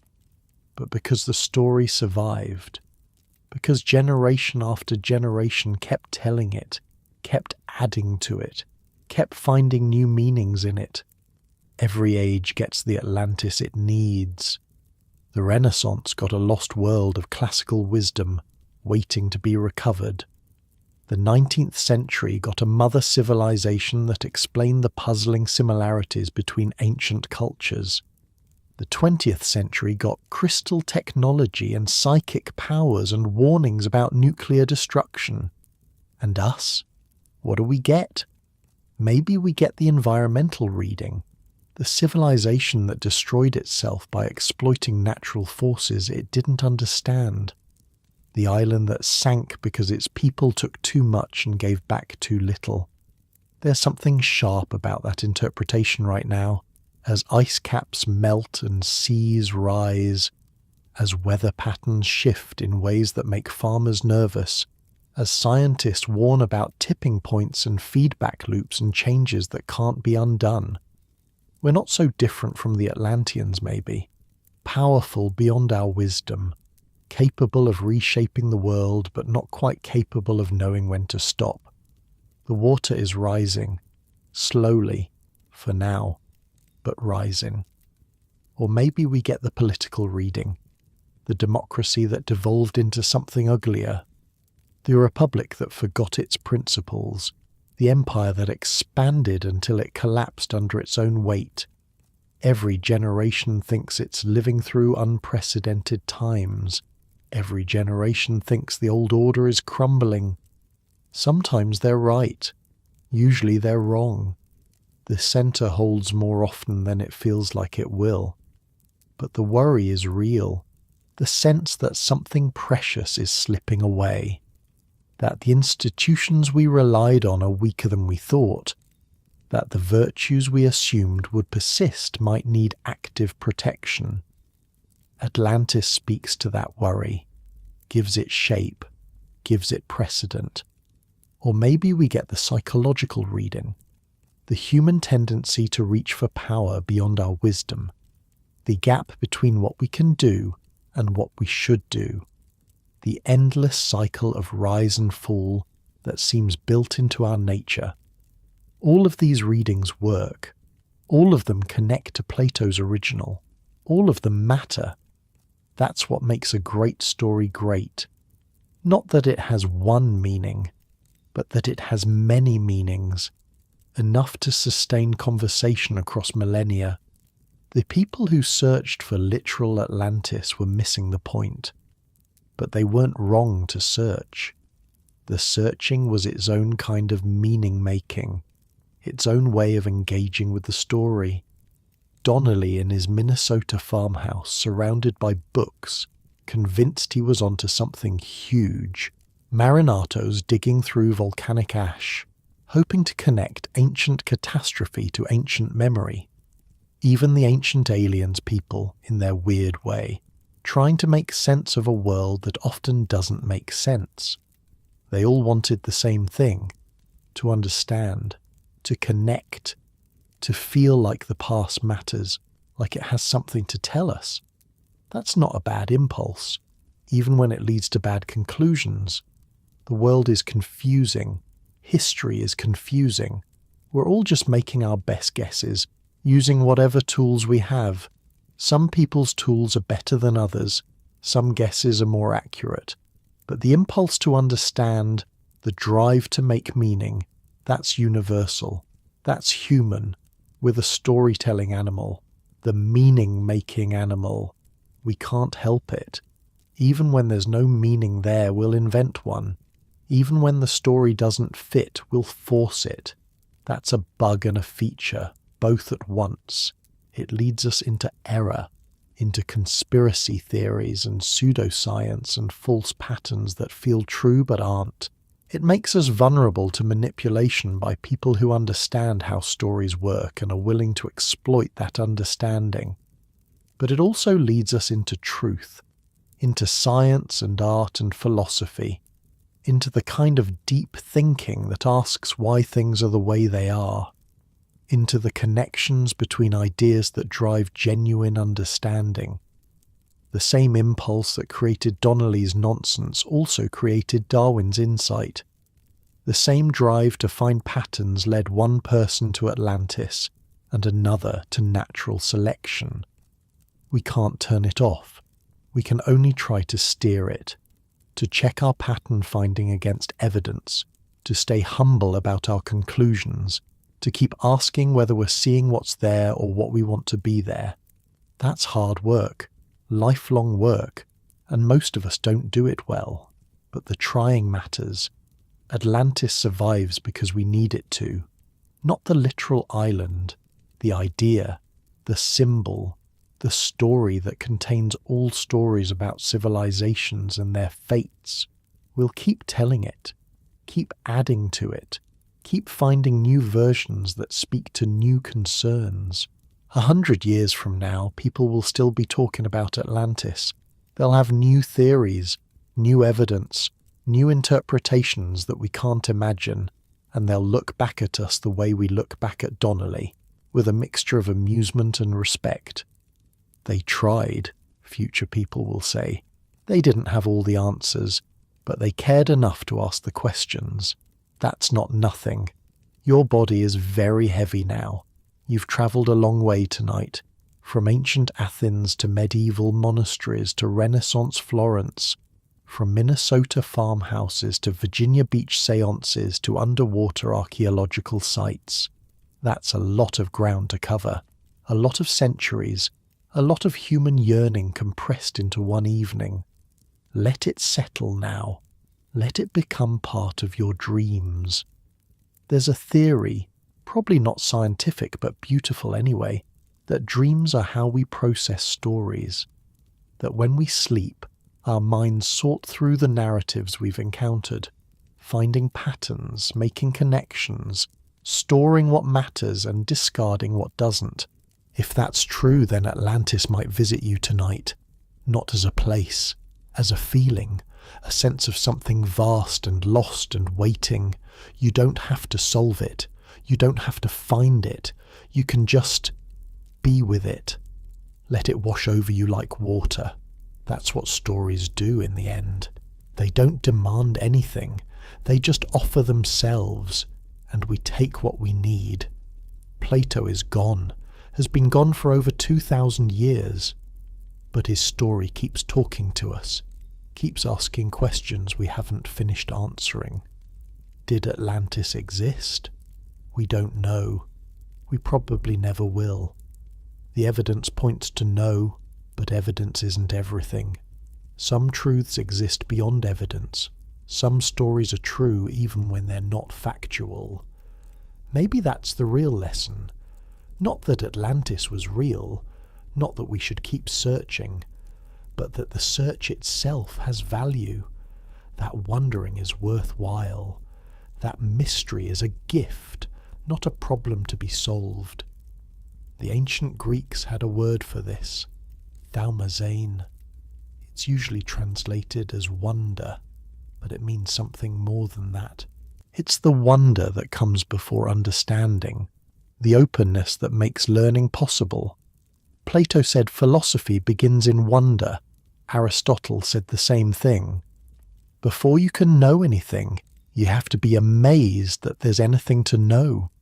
You have to stand in front of the universe and feel small and confused and hungry for answers. That feeling doesn't go away when you learn things. It deepens. Every answer reveals new questions. Every solved mystery opens onto larger mysteries. The people who think they've figured it all out, they're the ones who've stopped wondering, stopped growing, stopped being fully alive to the strangeness of existence.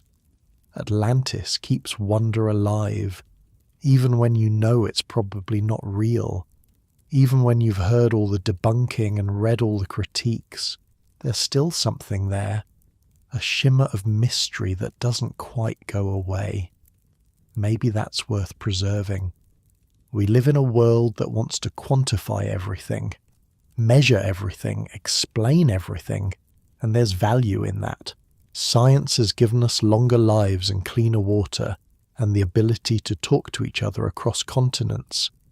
But science can't tell us why any of it matters, can't explain what makes a life worth living, can't quantify the feeling of lying in the dark, listening to an old story, feeling connected to everyone who's ever heard it before. Some things resist measurement, some truths can't be Googled. Atlantis is like that, a truth that lives in the searching, not the finding. The water is dark and quiet now. The temples are down there maybe, or maybe not. The golden walls have corroded to nothing, or never existed at all. The orichalcum, whatever it was, has returned to the earth.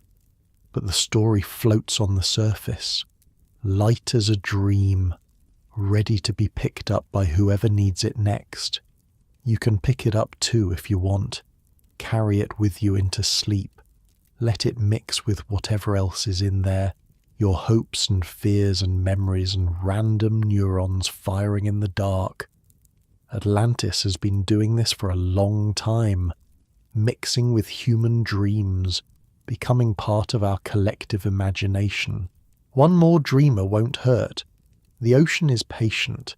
It's been waiting 9,000 years if you believe Plato, or 140 years if you date from Donnelly, or just since tonight, since you started listening. Time gets funny when you're falling asleep. Centuries compress. Moments stretch. You're here and you're there and you're everywhere all at once. That's okay. That's how it's supposed to work. Plato is in the garden, writing by lamplight. Donnelly is at his desk in Minnesota, snow falling outside. Marinatos is brushing ash from a fresco, seeing colours that haven't seen light in 3,000 years. Casey is in his trance, speaking about crystals and catastrophe. They're all with you now, all part of the same story, all asking the same question. What was lost? What might we find? What does it mean to search for something that may not exist? Don't have to answer. Some questions are just for holding, just for wondering about, just for carrying into sleep. The water rises, gently, slowly, not like a catastrophe, like a tide coming in, like a blanket being pulled up. Let it cover the temples, let it fill the canals, let it smooth over the ruins until there's nothing left but dark water and silence. That's not destruction. That's rest. Even civilizations need to sleep sometimes. You're part of one, you know, a civilization, with its own temples and its own virtues and its own potential for corruption. You're living in the middle of a story that future generations will tell. Maybe they'll get it right. Maybe they'll understand us better than we understand ourselves. Or maybe they'll make up legends, turn us into myths. Wonder if we really existed, or if we were just a story someone told to illustrate a point. Either way, the story will continue. Stories always do. And you're part of it now. Part of the long chain of people who've wondered about Atlantis, who've lain in the dark and thought about lost civilizations and what they might mean. You're connected to Plato, to Donnelly, to everyone who's ever asked these questions. That connection doesn't require belief, doesn't require proof, just requires listening. And you've listened, all the way to the end. Thank you for that. The story's over now, or this telling of it anyway. Tomorrow there will be other tellings, other questions, other people lying in the dark wondering. But right now, there's just this, the quiet, the dark, the slow drift towards sleep. Atlantis is down there, in the deep water of your unconscious, in the place where stories go when we're not telling them. It'll be there when you wake up, different maybe, filtered through whatever dreams you have tonight. but it'll be there. Some things don't sink completely. Some things float back up, no matter how deep they go. Atlantis is one of those things. So are you. Rest now. The search is over for tonight. Tomorrow, if you want, you can pick it up again. Read more. Wonder more. Join the conversation that's been going on for 24 centuries, or not. It's okay either way. The mystery will wait. It's been waiting this long. It can wait a little longer. Good night. Sleep well. And if you dream of golden walls and crystal towers and water rising over everything, just let it happen. That's what dreams are for.